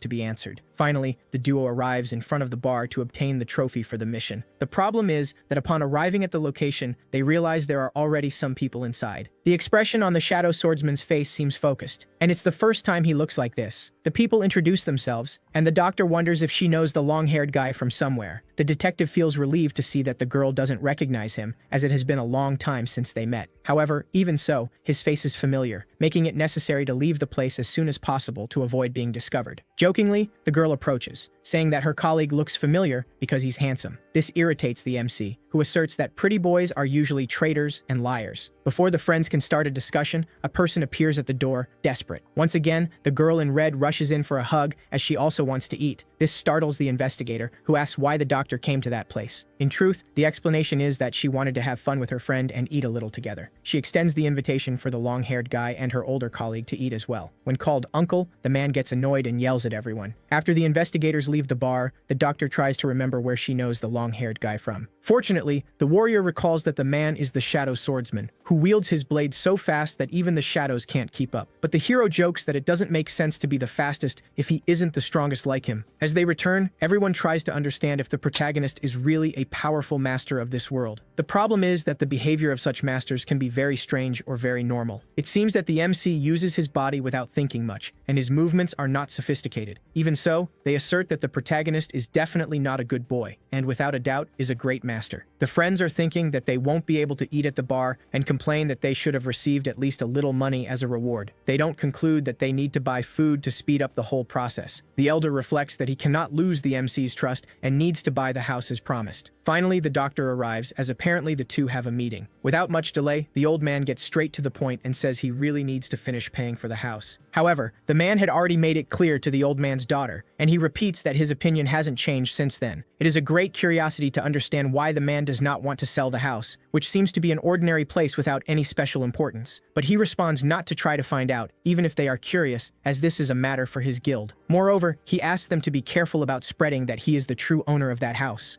The elder is quite irritated, as the blood horses are provoking the Miram League and challenging them to war. Even so, his friend says they need to avoid wars at all costs, showing fear of conflicts. His justification is that war is not about winning, but about the losses that inevitably happen to one's own army. To make matters worse, the leader of the villains is a powerful master who can defeat most soldiers. The girl suggests calling the former head of the Miram League to help with this problem, but the elder says the league does not need a person like that former owner, who is stubborn and difficult to deal with. They also know that this man takes medication every day due to his weakened health. Some men comment that the elite soldiers were defeated by the protagonist the night before. Suddenly, they are startled to realize that the old man had been listening to the conversation the whole time, hidden. Standing up, he says he has been called many names, but never old man. Irritated, the elder curses his enemies and asserts that he will correct their wrong ways. The trio is savoring the delicious food prepared by the MC, who decided to cook this time. He complains that he had to make an extra portion because of the warrior, who always eats more meat than she should at others' homes. Even with the clinic on break, many clients start knocking at the door. Soon after, the woman in white arrives, saying she heard that the MC defeated the elite guards the night before. She comments that the rumors about the boy's feat are spreading throughout the city, which is why she came to check in person. She explains that she only did that because she didn't want her enemies invading her house in the middle of the night. The young detective starts connecting the dots and realizes that the invasion might be related to the doctor in town. Suddenly, a scream catches everyone's attention. Through the streets, a man is thrown away after receiving a powerful shock. The old wizard observes and says that his enemies do not know how to attack someone experienced. Soon, he is surrounded by other identical ninjas, but he shows no surprise. At the moment he would be attacked, he disappears and reappears behind one of them. With just a touch on the shoulder, he makes the entire body of the opponent tingle with pain until he falls unconscious. Seeing more enemies approaching, the old man asks if that is an order from the Iron Horse. The the straw hat becomes confused as he discovers that it is a subordinate of his. Called old man once again, the elder gets irritated and says he will not trust someone who just threatened him. At that moment, Jade appears, greeting the head of the league and saying it is an honor to meet him in person. The hero observes the bodies of the enemies and wonders how someone can strike with such force and without the slightest care, until the old man notices the humor and comments that he does not seem to know how to distinguish between someone noble and someone immature. In response to the MC's foolish answer, the chief sarcastically asks if the boy has wind in his head. Then, he asserts that he will teach him a lesson and show him how to learn martial arts the right way, with a good master. Smiling, the boy replies that he has difficulty controlling his strength and warns the old man to be careful not to get hurt. It seems that the protagonist is known as the neighborhood crazy and asks how the elder wants to get beaten. Before the confusion worsens, the doctor appears and slaps her friend for causing trouble again. A discussion begins between the two because of the MC's behavior. Yumi arrives and apologizes, saying that her friend does not have much social tact. The chief then reveals that the man is taking the medicinal herbs prescribed by the doctor in a previous consultation. Surprising everyone, he announces that the young man is his wife's nephew. After exchanging a few words, the hero offers some meat to the elderly man, who has already been smelling the appetizing aroma. The problem is that much of the meat has already been devoured, and there won't be enough food left. Irritated with the situation and the tone of the conversation, the man decides once again to teach a lesson to the boy. Before the fight begins, the girl intervenes again, slapping her friend and asking them to stop it. Several people start to appear around the group, leaving the young man confused, not knowing if they were followed. The bodies of the fallen enemies need to be removed from the location to prevent them from discovering the boss's whereabouts. Even without believing it, the MC was already hearing various rumors around town about his feats in defeating several enemies. Before the conversation ends, the man comments that he will come personally to acquire the medicines next time. When the MC says something considered boring, he claims that he doesn't like him. The young man and his friend decide to remove the defeated from the ground and contact the Muram League about the events. The doctor wants to ensure that the old man is comfortable during the next visit. The next day, the clinic is crowded, and a man asks for the protagonist. This leaves the girl confused, but she explains that her colleague usually doesn't leave the house in the morning. The client then concludes that the boy must remain active at night for some reason. At lunchtime, the fighter goes to her friend asking to go together to the blacksmith. Upon hearing that, after the blacksmith, they will eat. The hero appears asking for pork food. The problem is that they need to make a quick reservation before the merchant's supplies run out in the city. The girl wants the reservation because, in recent days, she has encountered very powerful enemies, which made her believe she is getting weak. The silver needles are also useful for medical treatments, in addition to being used in fights. The hero decides to buy one of those for his friend, if the price is acceptable. The material is rare and difficult to manufacture, and few are willing to produce it, regardless of the price paid. By always sharing his meat with the girl, the boy feels he is entitled to half of the needles. After some time, the trio finally arrives at the city's blacksmith. The problem is that the house is completely falling apart. Inside the place, the injured thank the doctor's treatment and affirm that they are already well. Suddenly, the man is startled to realize that right in front of him is the boy from the rumors. Believing he is in front of a type of hero, he asks the boy for a favor to capture a dangerous bandit. However, the protagonist explains that this is the responsibility of the Muram League, which, as always, does nothing. Even after the case has been reported, the man believes that only the hero can help him. The fighter interrupts and says she has some items to deliver on behalf of her father. The blacksmith explains that he has many debts with the girl's father, but he can forge the needles in return. The problem is that last night, all his valuable iron was stolen. In light of this, the hero offers to capture the bandits in exchange for the needles he wants. Jokingly, he says he has now become very good at finding evil people. In fact, all that the MC is doing is a gift for his best friend, and he comments that he will give 2 bags of needles just to please her even more. On the road, the doctor wonders how they will manage to find the thief who stole the iron, but the hero is determined to hunt throughout the city until he finds the wrongdoer. Suddenly, he is startled to see a woman in front of him, someone they had already met in the past. Starting a discussion, he accuses her of stealing all the black silver iron from the shop. Upon hearing that she is actually investigating the incident, the boy finds everything very suspicious. It seems she is gathering information to report back to the Muram League as soon as she identifies the true culprit. The problem is that the suspect is a powerful master, which makes even the support robot uncomfortable. Passing the task to the hero, the woman tells him to check a point in the city where she believes the thief might be. The white-masked one is going to turn one of those blacksmiths into his accomplice, creating a sort of secret alliance. Surely someone must know who the real culprit is and must be a skilled blacksmith who works with silver. The girls start to wonder who their friend is talking to at that moment. In a very direct manner, they ask why the medicine thief is getting away unpunished, but Yumi believes that sooner or later, the woman will end up paying for what she did and decides not to worry about it for now. By sharing the information from his investigation, the boy let the woman escape unscathed from trouble. As they walk, he comments that his colleague's kindness has inspired him as well. At the entrance of one of the blacksmiths, an old man starts to exit suspiciously. After a brief discussion, the elder says he hates fools like the protagonist, who is just curious. Still, he praises the MC's good work for defeating villains and claims he wants to teach some techniques to help the boy improve in fights. Finally, it seems a battle is about to happen, as the two begin to provoke each other competitively. Once again, the doctor intervenes, preventing the old man from getting beaten up in front of everyone. With plenty of time on his hands since he's retired, the old man came to try to find the culprit behind the theft. The girl asks why her friend is so rude to someone who is just helping, but he says that if they don't find the culprit, they won't get the reward. Claiming that his true rival is the retiree, the hero leaves sarcastically, while the old man responds that he is the weakest. Noticing that his supposed rival has taken the lead, the MC runs desperately to catch up. To help, the fighter suggests that her friend climb onto her back to gain more speed. At the third blacksmith, the savior of the nation arrives in a hurry. Upon entering the room, he finds a masked man in white and several henchmen gathered. When he realizes he is being sought by the detectives,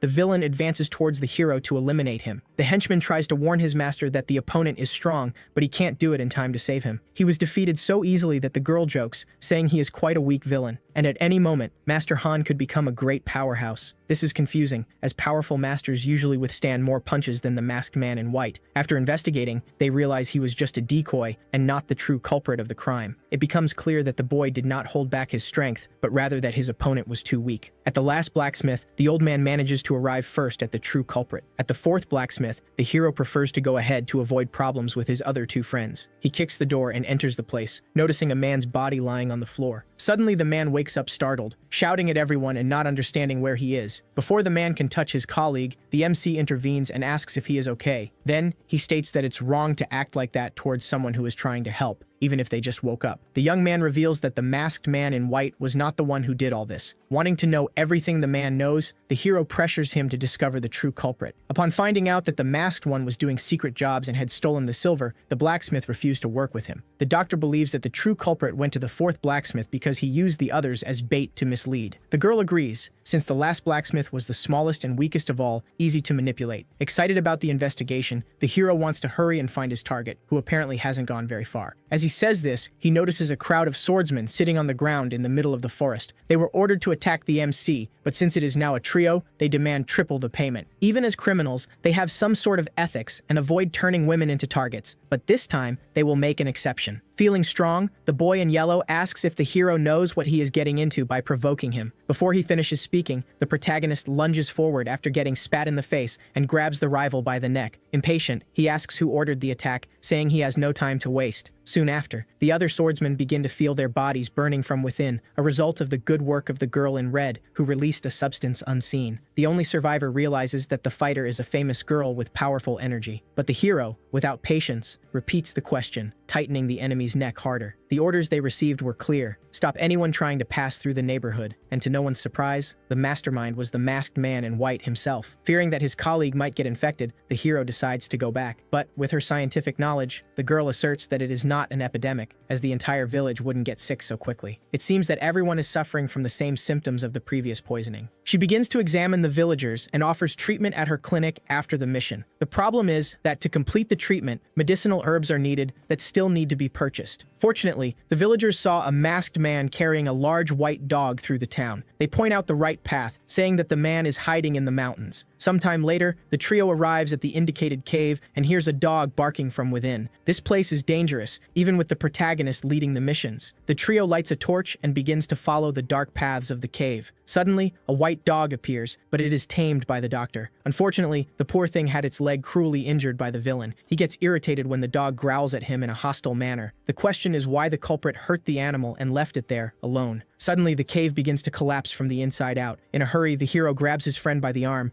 and the four try to escape as quickly as possible. Rocks start to fall as everyone runs at high speed. Unfortunately, the escape route is too narrow, leaving the hero paralyzed, not knowing what to do. The detectives are puzzled as to why an experienced killer would want to steal silver instead of eliminating his targets. It seems that the culprit is not like common assassins and appears to be a master superior to the others. The man behind the mask is just a decoy to mislead the investigators and delay the mission. The old man complains that he couldn't find the culprit because he was competing with someone else. To make matters worse, the detective believes there is some larger planning behind all this, and that the true target of the operation may be the retired man. The reason the blacksmith asked for help immediately is that he was the one who made the black dragon's sword. Someone is likely setting traps around the city to delay the investigators. Moreover, the masked boy seems to be a trick, in case the Muram League wants to act regarding this mission. Perhaps the real culprit doesn't care about the League, but rather wants to capture the retired master. Laughing, the man comments that he has encountered various traps trying to eliminate him throughout his life, and none of them worked. The villain probably believes he can eliminate a generational master with the traps he set around the city. Trying to escape, the hero reflects that if things go wrong, his friend will be in fatal danger. With every passing second, the sound of falling rocks gets closer to the team, who don't know what to do. The hero reassures his friend, stating that if the mountain collapses, he will be there to protect her. To be faster, the team needs to keep up with the hero and try their best not to fall or trip on the ground. Energizing his body, the hero punches the wall, breaking part of the rocks. With his indescribable strength, he begins to dig a hole with his bare hands. Even managing to escape through a tunnel, the sound of the rocks continues to approach. The problem is that digging carefully takes time, something the team doesn't have at the moment. The plan this time is to lift the mountain with his 2 arms alone. Using all his strength, something surprises the protagonist, who realizes there is a powerful energy capable of launching a mountain far away. It seems someone is trying to destroy the cave to prevent anyone from entering or leaving the place. That's why the collapse stopped. The plan worked. Confidently, the hero says that traps don't work on him and reassures his friend. Looking towards the dust, he finds a kind of path they can follow. After a good while of digging, he manages to reach a different part of the cave. As expected, they enter an even larger space within the tunnels. While celebrating their achievement, the girl in red trips and starts to fall to the ground along with the dog. At that moment, a rock begins to fall on the duo of friends. Fortunately, the hero manages to save his best friend, using his own head as a shield, preventing them from being crushed. Even though he was hit by a large rock, the boy only suffered minor injuries and is still fine. Around the entire cave, there is a kind of green material that glows in the dark. The hungry one comments that he has tried to eat this stuff, but it didn't have a very pleasant taste. Fortunately, all this glowing green may be enough to treat the poisoned patients in the village. Stopping to be examined, the doctor notices that her friend has a bump on his head. If he were an ordinary person, his head would have been crushed. But that wasn't the case. The problem is that the boy's resilience makes it so that needles or blades do not penetrate his skin. And to make matters worse, this is a skill he cannot control. No matter how much he wants, objects are rejected by his body. The fighter gets irritated, asking why she was pushed to the ground when the rock was falling on the doctor. The hero's explanation is that his chest is too small to hug both girls and protect them at the same time. When this excuse doesn't work, the hero gives up and accepts the insults he receives. The girl, furious, says she wants to eat meat and demands that the MC do everything she asks in the kitchen. With the help of the doctor, the protagonist says he is extremely embarrassed and apologizes for his behavior towards the fighter. Suddenly, once again, rocks begin to be shattered near the team, who manage to protect themselves in time. This time, the cave is collapsing again due to the force used by the protagonist in the tunnel. Unfortunately, the lack of control and the excess strength of the hero are becoming a real problem for everyone. The retired man believes that the arrogant boy must have already gone ahead in the investigation. He tells the detective that the MC is also involved in the case, as he cannot give up or accept defeat. This frightens the long-haired man, who discovers that Dr. Yumi is also following the investigation. The men on his team are specialists in such cases and from now on want to find an unsuspecting enemy. Not knowing what to do, the hero says he needs some time to think about his plan. The fighter wonders if it's a good idea for them to stick together as a couple the way they are. Embarrassed, the two shout that this is happening only because they are in panic and need to protect themselves. In the past, the hero recalls that the cave's ceiling was open, prompting the doctor to ask if he had ever been trapped in such places in his youth. In fact, he reveals that this happened 4 years ago, and in that place, there was also the same bright green. Then, he starts to remember what the cave's ceiling looked like on the day he got trapped. When the hero got trapped in the cave 4 years ago, he found a miraculous medicine. By eating this plant, he gained enough energy to climb the open ceiling of the cave. The girl is surprised to discover that her colleague ate the herb without even knowing its origin. It is explained that he had a good feeling when he got close to the wild plant, which is why he ate it. Having been born with a talent, it's hard to explain, as his actions were done by instinct. Fortunately, perhaps the environment still has some miraculous medicine that can help with the escape. By the way, the detectives find the entrance blocked by stones. The long-haired man gets irritated, as he knows this is a trap set for the former leader of the Muram League. However, the assistant knows that the hero will take good care of the doctor and asks him to calm down. Ignoring the advice, he orders that they bring people capable of rescuing the team from inside the cave as soon as possible. His plan is to stay at the location, remove the stones, and try to find the villain who did all this. Some time passes, and the protagonist manages to reach the outside of the cave, passing through bushes. To celebrate the escape, he says they should eat some roasted pork with rice at the clinic. Finally, the rescue team returns to help the detective. More stones fell while trying to open the cave's passage, and no one answers his call. This makes the long-haired man tense, as he believes he should have better protected his friend and blames himself for this mistake. His assistant says he will wait the necessary time to discover the reason his boss avoids Yumi when he sees her. But his friend informs him that the team is alive and at the moment eating pork bones at some restaurant. In celebration, they are feasting on food, enjoying the delicious flavor. The plan is, after eating, to take the dog back and prepare as many antidotes as possible for the village people. While eating, the fighter says she has matters to resolve with her brother and needs to leave first. Surely the masked man is guilty of poisoning the villagers, and the hero needs to bring him to justice. The blacksmith doesn't know what to do, as he lives alone and has no one to take care of the dog. But this cheers up the doctor, who decides to take the little one back to the clinic and treat him. The animal ate something that made him sick, but with the advantage of having gained more intelligence. Back in the village, the girl is distributing medicines that can only be taken once a day. Even after improving with the medicines, the treatment is not over, and it is necessary to take all of them until the end of the week. The old man thanks the doctor for her help and comments that the praises about her intelligence are true. This makes the girl shy, as she didn't know she was being so praised by the people. The hero feels jealous upon discovering that the rumors were made by soldiers of the Muram League. Helping even more, they deliver a package of ingredients so that the children can also medicate themselves. In exchange for the help, the hero asks them to expand his garden by building fences, stables, and other structures. Now that the urgencies are over, they can finally focus on discovering where the masked villain is. The problem is that neither of them knows where to start looking for the man to find the silver iron. In fact, the protagonist's plan is to try to find someone who knows the whereabouts of this man and make him reveal information somehow. In the carriage, they are heading to meet the medicine thief, who should be at the blacksmith's. She continues investigating the case and should be found at the location where everything happened. Suddenly, the girl appears in the middle of the road and is noticed by the protagonist. This is not a coincidence. She was looking for the protagonist to give some clues about the villain. The reason for all this is that her boss is crazy, and dangerous accidents can happen at night. Instead, she says she is giving the information in exchange for payment of the medicine debt. The first piece of information she will give is about the person who set the trap that caught the team in the mountains. Apparently, it was planned to eliminate the former leader of the Muram League, not the team. Because he likes dogs, the old man would end up falling into the trap upon discovering that the blacksmith's animal was trapped at the site. This irritates the protagonist, who impatiently asks for the name and address of the one responsible for everything. Someone ordered warriors to stay on the road, blocking the passage of everyone trying to reach the cave. These bandits are part of a faction, and their leader should know the location of the masked man. The hint is that their boss has a weak technique and only uses a knife for defense. With a smile on his face, the hero jokes that he is not very persuasive, but in this case, he will make everyone talk. The bald man is shouting at his henchmen for failing at something simple. Suddenly, the protagonist arrives, breaking down the temple door and asks if this is the faction's location. The trap was very well planned by the white masked man, who even hired 2 assassins of reputation. Surely the culprit has been after the former leader of the Muram League from the beginning. However, the long-haired man claims that the problem is not so simple and asks who poisoned the clinic. Probably, the source of the poisons comes from the evil bloody horse. Finally realizing the gravity of the situation, the team notices that they are in serious trouble. The young man asks why this incident is worse than the previous one,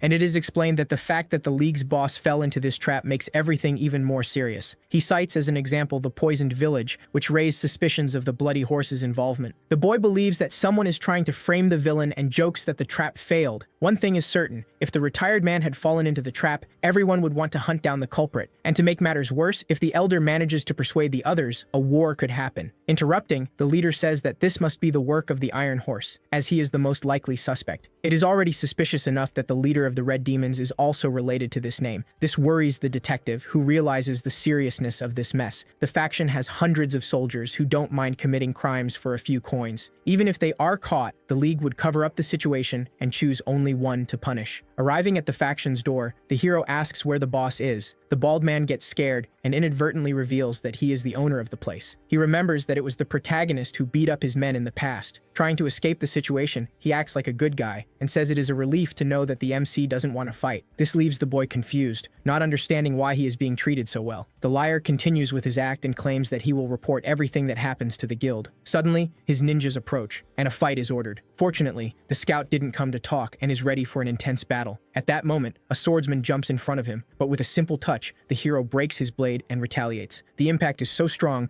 that it throws the man against the others, defeating several at once. Using his energy, the protagonist states that he is already too irritated. Not knowing what to do, the enemies continue advancing instinctively, trying to attack him. Each punch from the hero breaks teeth and eliminates one opponent after another. Finally, he kicks someone who almost knocks down the bald man. Wanting revenge, the hero starts pulling a pillar with all his strength. Throwing the pillar at the enemies, he states that he is doing this because the faction leader touched someone he shouldn't have. The destruction in front of him leaves the liar in disbelief that there is a master with such strength. With sweat dripping down his body, the hero asks who put his friend in danger. Upon hearing that it is nothing but a problematic situation, the protagonist questions whether this was intentional. His fury is so great that with each step he takes, the ground cracks, and the entire arena trembles. Throwing all the bodies of the enemies into the air, he destroys the ground around. Using his aura intensely, he asks once more, angrily, who would dare to set a trap? The image of his friend flashes in his mind, motivating him even more to take revenge on these enemies. As the liar tries to deny the story, the house begins to be destroyed solely by the protagonist's explosive aura. Amid the rubble, the two remain alive by a hair's breadth. Unfortunately, the man does not know the name of the masked white figure who caused all this, leading the MC to decree his elimination after losing the last chance. Fearing for his life, the man claims the culprit is from a distant sector. Arriving unexpectedly, the fighter realizes that the more anger the protagonist feels, the stronger he becomes. Before being finished off, the enemy states that the girls should have stayed at the location instead of coming. When the girl says everything was funny, the boy's ego is hurt, and he responds that it was spectacular. At least his friend praises his performance and says it was really cool. Criticizing his voice, she comments that he seems cooler when capturing villains. This fight excites the protagonist, who decides to capture the masked white figure immediately. Arriving at the destroyed location, the detectives begin to analyze why the MC did that. This irritates the chief, as his men are not discovering things quickly enough. The trio finally arrives at the place where the supposed culprit is hiding. When someone opens the door, the hero starts to say they are guests who came to collect payment. The boy's plan is working. He knows they will try to escape, exposing who the culprit is. Some time passes, and the doorman finally opens, allowing people to enter. Since no one fled, this means his enemy has a large group of delinquents. The girl notices they are becoming increasingly surrounded as they approach the yellow figure. The boy's excuse is that he followed this man because he feared not receiving payment for the debts. A soldier arrives and states that it would be best to capture the trio and torture them for more information. Without even finishing the sentence, he is pulled back, startling the leader himself. The protagonist appears, asking how they dare think they can kidnap them and not be eliminated in the process. Knowing his enemy is a powerful master, the masked figure orders them to attack. Several trained ninjas surround the protagonist, alerting his friends about the fight. Defending against all impacts, the boy wants to make them regret approaching. Defending against all impacts, the hero begins to prepare an attack. With his magnetic power, he retaliates and launches small sparks toward the opponents. With the purple aura, the strike hits and eliminates the ninjas with speed. In a matter of seconds, the protagonist manages to defeat most of his rivals. At the last second, Yumi warns her friend about the incoming attack. Holding the blade without cutting himself, he asks if his opponent is the real masked white figure. In a low blow, the ninjas approach the girls with bad intentions. Fortunately, the fighter is skilled and launches an ability at the nearest swordsman, causing a massive explosion followed by a flurry of punches to the face. Scaring the rest of the kidnappers, the girl considers herself a master. Impatient, the boy asks them to be careful with the doctor and stop talking nonsense. Once again, a soldier approaches, but is eliminated with an explosive kick. This worries the boy, who didn't want to kick with such force. Unfortunately, the bodyguard survived and is ready for another round. Irritated, he asks how they dared to hit his sacred armor. Noticing that the yellow figure is weaker than it should be, he believes the true villain stands before him. After a misunderstanding, the MC says he doesn't come from any faction, leaving his enemy confused. With a smile on his face, he claims that he actually eliminated all the bandits. Without patience for conversation, the hero asks if the bloody horse is behind all this once again. Not wanting to hear any mention of that name, the warrior charges in with punches. Suddenly, part of his clothing is pulled by the swift protagonist. The rags begin to be energized by the protagonist's blue aura. Wrapping his hand, he pulls his enemy with all his strength like a rope. Then, he kicks him upward, finishing tearing the fabric. As he falls to the ground, he struggles to get up after taking significant damage. Approaching, the hero says he went easy because he wanted to ask a few things, and now he won't do that anymore. Having nothing more to ask, he prepares to strike correctly and punish him. He lands a precise kick to the man's ribs, launching him like a missile into the house, causing a massive explosion in the territory, opening a tunnel. This is being quite fun for the protagonist, who is preparing for more. By controlling his strength as much as he could, his enemy is still alive. Now that he has captured the true white masked one, he can seek the silver-black iron. The slow detectives finally arrive at the house and try their best to follow the hero's tracks. Finally, the assistant admits that the protagonist's destructive power is incredible. Lying on the ground, the true culprit is exposed, and the leader of the house admits. This frightens the blacksmith, as it was the very man who sold the iron to him. Finally, it dawns on him that the leader sold the iron with the intention to steal and profit twice. In fact, the little thief is an unusual contact of the elder that raises suspicions in the hero. Trying to understand the misunderstanding, the boy claims that the masked one is a subordinate of the Iron Horse. By having provided hideouts and traps, this proves that the Curly was an ally of the Iron Horse. As promised, the blacksmith will make the needle bags and will give one as a bonus gift. Moreover, he will give the destroyed location for free to the protagonist. Time passes, and the detectives arrive at the bearded one wanting to understand the story. They realize that the white masked one had his armor personally made by the Iron Horse. To make matters worse, the one who sold the iron was the leader of the mansion who hid the ninja. The hairy one is startled to hear that the elder was the one who introduced these bandits at the beginning of the story. This makes him smile happily, as he knows he can use this information in the future. In the meeting room of the Murim League, the corrupt one is talking a lot. His colleague is sure that the Iron Horse is trying to start a war between the factions. Lying shamelessly, he says he has never heard of the Yellow Mansion. He is left speechless upon learning that his colleagues already know about the news of his thefts. The next day, the trio gathers to eat, even though the hero is tired from the previous night. Now, their kitchens are much larger, able to prepare first-class food. The doctor appears unexpectedly and praises Yumi's health. He then thanks the protagonist for his help with his sister, despite the problems. The director also appears wanting to hear this curious story. He knows that someone tried to push his precious daughter to the ground while holding her, Yumi. He states that he wished he had met the boy in the past. He seriously asks why he is treating his daughter this way. When questioned, the protagonist claims he has never fought with his daughter, apologizing at the same moment. He claims to be a very polite and kind boy. Finally, he also realizes who spread that nickname around town. To make matters worse, the director also wants to know why the boy is staying at his student's house. It is explained that someone had stolen his plant and he decided to stay until he was paid. Afraid of going into debt, the friends refuse the payment and the doctor's help. Irritated, wanting to eliminate the problem with the protagonist, he states that he will pay whatever is necessary. Shamelessly, the hero wants to take over the entire clinic, as he wishes to live there with his friend. He becomes annoyed upon noticing that the director found the proposal too expensive. Moreover, he wants to meet who taught the girls better, and in return, will show his cooking skills. Still in the clinic, the old man tries to understand why the protagonist wants to get so close to the girl. For if he has other intentions, something bad could happen. The director is curious to know how his friend ended up getting involved with a fool like the MC. She explains that she made a mistake when she first met the guy, and in the end, they ended up living together. The man is surprised to realize that the quality of the meat is extremely good and top-notch. Then, the hero seasons all the pieces and begins to cook like a true chef. This disturbs the old man, who does not understand the boy's cooking techniques. This is just more proof that the boy is extremely strong, cooking skillfully. Moreover, he also uses his firepower to start a campfire with ease. The director already knew the rumors about the boy, but realizes they didn't account for even half of his powers. Uncomfortable, he claims he can also do that, but he doesn't want to waste his mana on something like that. The girl begins to suspect that her friend kept company all the time, just to learn how to make his potions. But because she likes him a lot, she believes this is nothing but paranoia. People are amazed by the food the protagonist made, praising it as delicious. The strange thing is that the protagonist was, at some point, hidden with the director before eating. In fact, the old man wanted help to make an elixir and asked directly from the MC. But first, I wanted to know the reason why Aomi was expelled in the first place. In fact, the director did this because it would be a waste for the doctor not to have any clinic to sell her services. Lazily, the boy doesn't want to put in the effort to make all the elixirs by hand alone. This greatly irritates the director, who in return decides to teach techniques on how to make an enhanced potion, which means the protagonist will have to work hard until the day he is taught by the old man. However, to make the potion, a sacred herb is needed that took the guild 8 years to obtain. Leaving the meeting, the protagonist states that he is not a hero and that it would be faster for the old man to do this work alone. The duo begins to head back to the clinic while the hero plans what he will cook next time. Interrupting the conversation, the girl becomes very curious to know what the director was discussing with her best friend. He explains that he should make an elixir without receiving any payment, in exchange for passion. This is strange, as the old man is not that type of person and usually pays well for his services. But the girl knows the MC well and understands that he prefers to be left to suffer than to work for a month. The couple meets, and amusingly, both want to have dinner with the protagonist. But since the wife already knew him from before, it would be easier to arrange a date for her. The worst part is that the husband, despite being an important member of the league, cannot even organize a simple lunch. To make matters worse, the girl couldn't keep her promise to the protagonist, making the meeting even more difficult. And she recalls the meeting with the elder, who could have revealed some information. Even being the woman's husband, the man cannot hear her secrets. His argument is that neither of them can exchange the darkest secrets of their guilds. In the forest, some masked individuals are planning what to do with the shadow swordsman. A fat man appears, saying that he cannot let the protagonist resolve the situation alone once again. Excited, he claims to know the boy's weak point, giving an advantage to the villains. Back at the clinic, the hero wants to sell the elixir he obtained in the cave as soon as possible. With the money from the sale, they will be able to expand their homes and build a stable for the animals. Even with the clinic's door closed, someone arrives and surprises the MC. A warrior in red arrives, startling the duo, who do not understand what is happening. Moreover, the protagonist and the boy look very much like distant brothers. In fact, the young man states that the two do not know each other yet. The girl gives her friend a lecture upon seeing him treat the colleague rudely, without any reason. The warrior introduces himself and apologizes for his lack of manners when speaking to Yumi. The boy knew the doctor's name because the rumors had already spread throughout the city. Very hungry, he says he had a hard time asking and searching. Then, the protagonist tells him to stay home while he goes to buy a sacred herb at the market. She assures him that it won't take long, cheering the young man up. The relationship between the protagonist and the boy seems to be very poor. To start with, his family is forcing a relationship with the younger sister. Jealous, the girl understands why the boy is a true villain. The two are becoming quite wealthy and will have enough money to expand their rooms and the house. After that, the boy needs to resolve something and promises to return in a moment. The intelligent dog seems to understand what is being said to him and is suspicious of the red-clad one. Seeing that the girl is treating him differently, the hero raises an objection about the matter. Not wanting to respond, she walks away, only asking the young man's age. The funny thing is that the two are only a year apart and are not that different after all. When asking for help to cut herbs, the girl discovers that her colleague is just a normal human. Her task will be to take care of the garden, as he is very good with spears and brooms. Over time, the place begins to look new, with no dirt around. Finally, the girl starts to think that the two brothers are very similar, even in the way they speak. She also discovers that her friend comes from a very distant region. The strange thing is that the two do not know each other, even having lived in the same neighborhood in the past. But it is explained that the hero simply appeared one day in that city, suddenly. Unfortunately, the young man was born with a serious illness and only became skilled with spears. Over time, the illness caused injuries and became stronger in his body. When he turns 20, he will pass away, and that day is getting closer and closer. That's why he went out to explore and ended up discovering that his neighbor had been very close all along. His family prepared a small meal for the neighbor guest. Wanting to help, the girl suggests asking the director for assistance, who should know something about the illness. Not caring about his last year of life, the young man starts removing the blades, frightening the girl. Afraid of being used as revenge, she asks what went wrong in the past between the two. Back in town, the hero questions why the merchant still doesn't have the house documents. Impatient, he states that he would hit a lot of people if necessary to finish what he wants soon. At this point, he believes that in the end, he will be the only one cursed. He realizes that if he turns the guild upside down, people will curse him. On the day he discovered his health condition, the doctor prescribed medication in exchange for food. Since he took the potions, he has improved and is much healthier. Suddenly, the group of masked men arrives at the clinic, noticing that the hero is not present. The protector this time is the boy with the staff, who prepares for a fight. Staying firm, he attacks his opponent with precision. He claims he will block all attacks and counter any that use the Iron Horse armor. He hits the swordsman squarely in the shoulder, sending him flying in front of his colleagues. The piece of iron is thrown to the ground, leaving a hole the size of the force of the blow. It is explained that the boy is called Blue Dragon and is one of the most powerful and youngest masters in the world. With a powerful stomp, he advances with the tip of his spear towards the opponents. Managing to deflect the blow and counterattack towards the masked man's eyes, the boy shows he is completely focused on crushing his rivals. The spear seems to sway like a snake, moving from side to side as it advances. At the last second, he manages to pass under the sword but gets cut in half. The masked man realizes that his opponent is just dodging his attacks, treating the fight like a game. In a moment of carelessness, he is hit in the thigh by the tip of the weapon and ends up seriously injured. This disappointed his teammates, who expected more from their companion. Impatient, the boy announces that if they give up, there is no need to fight. The first masked man throws his weapons to the ground and starts to flee, but is hit by a precise blow. In one go, the boy manages to defeat 3 swordsmen, leaving only 2 to escape. To prevent anyone from fleeing, he throws his weapon towards the back of a masked man. Performing radical maneuvers with his spear, he states that he will not let anyone get away with this. Finally, he attacks the fat man, who was trying to climb a small wall before being hit. This startles the doctor, who realizes that her friend has injured the opponents too much with his weapon. As a doctor, she cannot allow anyone to die in her clinic and orders them to be taken inside. Back at the scene, the protagonist is left confused upon seeing the cart full of bodies outside. The walls of the house are completely stained with the red broth of the defeated enemies. This irritates the protagonist, who believes that his colleague only served to dirty the garden. Moreover, a good part of the house is damaged due to the fight. Even the clinic door is cracked. But in fact, all of this happened because of the protagonist last time. It's not the fault of the young man in red. The MC becomes even more irritated upon seeing that his friend is siding with his rival in discussions. In the investigation, the detectives realize that the thieves were subordinates of the Iron Horse. It seems that the real purpose of these people was to threaten the protagonist for some reason. An unexpected thing is that the Blue Dragon was there to save the day and protect the clinic. The young man wonders if perhaps he could be the new most powerful master of the kingdom. After all, the Blue Dragon became a powerful master at 19, 17, an age when most people still do nothing. After healing, the little red one had his abilities enhanced and became one of the masters as strong as the leader of the demons, recalling that the young man and his girlfriend had to work together to have a minimal chance against the man. Once again, he wants to understand why all these people end up gathering with the doctor. Immediately, the detective wants to confirm if the person in the clinic is really the blue dragon they talk so much about. He goes to the location, lying that he just wanted to check if there was any problem. Fortunately, everything is fine, and people are trying to repair the scratches on the house. The little red one is impressed to find out that the rumors about his presence in the city have already spread. When challenged to prove he is indeed the blue dragon, he calls the young man for a one-on-one fight. White Jade does not allow her boyfriend to fight and introduces herself, asking if the dragon knows her. This irritates the boy, who dislikes the way his girlfriend is treated with kindness. It is explained that the red one was envious of Jade when he was sick, as he also wanted to take an elixir and become powerful. A true warrior welcomes another with a good fun fight. Jade knows her friend will feel bad if they fight, concluding it's better to save it for another opportunity. The young man jumps into the conversation and says he prefers to fight than let Jade get hurt. Preparing for combat, the blue dragon asks for the names of his opponents, realizing he still doesn't know who they are. Lee introduces himself and begins to draw his blade, claiming to be from the Murim League. The doctor becomes tense, seeing the fight about to unfold in the garden, fearing someone might get hurt. Upon discovering that the young man is a disciple of the Shadow Swordsman, the blue dragon comments that he might need to practice a bit more. The lazy protagonist doesn't want to intervene, thinking that the other's fight is fun to watch. Jade worries about her boyfriend and asks if they really need to fight now. The warrior positions himself, trying to land a precise strike, while the ninja jumps in front of the red one and attempts a decisive attack. The boy lands a solid hit on the enemy's staff, who manages to defend at the last second. Then, he tries to attack with a sword strike to the man's back before he loses the chance. This blue dragon is very skilled and manages to dodge, leaping high while counterattacking with force. The boy's speed impresses the red one, who asks if the Shadow Swordsman is faster. Continuously striking towards the boy's sword, the dragon wants to see how many blows he can block, but White Jade moves into the fight, throwing punches to prevent something worse from happening. This excites the blue dragon even more, who expected exactly this kind of reaction from the girl. Spinning his staff, the dragon proposes that the three of them start a fight together. The fight is interrupted when someone shouts, asking if they are really going to try to expel a client from the clinic. Finally, White Jade asks her friend to stop fighting, as it's already enough. Being the type of person who doesn't shy away from fights, the red one asks if they can continue. Inside the house, the protagonist continues watching, seeming to enjoy the brawl. Getting up, he is impressed to see that the red one has grown a lot since the last time he saw him. Then he asks if it's his turn to fight, instilling fear in his opponent. The leader is informed that the protagonist seems to know the blue dragon, confirming both their identities. It is also known that the red one miraculously healed from a fatal illness 2 years ago. Apparently, it was the hero himself who gave him that special medicine in the past. This means that the protagonist, besides being powerful, also possesses vast knowledge of medical techniques. There's nothing wrong with masters being good at more than one skill, but that's not common. Citing the example of the former leader of the Murim League, who was only good at fighting and hitting. In a meeting, White Jade informs about the red one's appearance and his approach to the doctor. To make matters worse, the protagonist had gone to that place earlier and demanded that the promise be kept. But the owner of the house claims he will not sell to anyone, no matter how many gold coins they offer him. At this rate, the girl's relationship with the protagonist and the dragon will be in big trouble in the future. Finally, the order for the silver iron needles was completed and delivered by the blacksmith. The work seems to have been very precise, making the doctor assert that it will work very well with her sister. Suddenly, the young man appears excited to get a room, becoming interested in the black needles, as he thought his friends were poor and wouldn't have money to pay. The bearded blacksmith seems to be someone known and notices that the spear is different. Upon analyzing the tip more closely, he realizes it is a technique made by the Iron Horse, becoming irritated and asking why the boy has a material made by an enemy. At this moment, the doctor intervenes in the fight and asserts that the young man is no spy of the Iron Horse, arguing that possessing an item made by someone else does not mean betrayal. After this, the blacksmith apologizes, realizing he is in front of the great blue dragon. Having accidentally crushed the blade, the hero explains that he cannot fully control his strength. The marks on the tip show that he tried his best to straighten what he had broken, leaving it that way. Even so, he used his firepower and pressed the blade with his palms, applying an impressive blacksmithing technique. This technique is remarkable because only the Iron Horse was capable of performing it, and now the protagonist can too. Excited by the discovery, the blacksmith decides to work alongside the hero to create a masterpiece that could even surprise everyone. A man appears asking about the rumors that the team was trying to buy land near the house. Coincidentally, the old man introduces himself as the owner of the land. Offering 100 gold coins, the protagonist tries to buy a piece of land from his colleague. The only problem is that the duo only has 300 gold coins, which is not enough to acquire the land they desire. Fortunately, the man is kind and decides to sell 2 pieces of land for just 300 coins, making a sort of special promotion. Always prepared, he pulls out a purchase contract to formalize the deal. While they eat, the Red believes he is being treated like a mere servant for doing all the heavy work around the house. But deep down, he understands that this is how good friends collaborate with each other. Being an old acquaintance of the hero, the girl cannot let the young man go hungry. Now the duo is excited to have a large piece of land that will allow for the construction of stables and the expansion of the garden. The strange thing is that the landowner was not this man.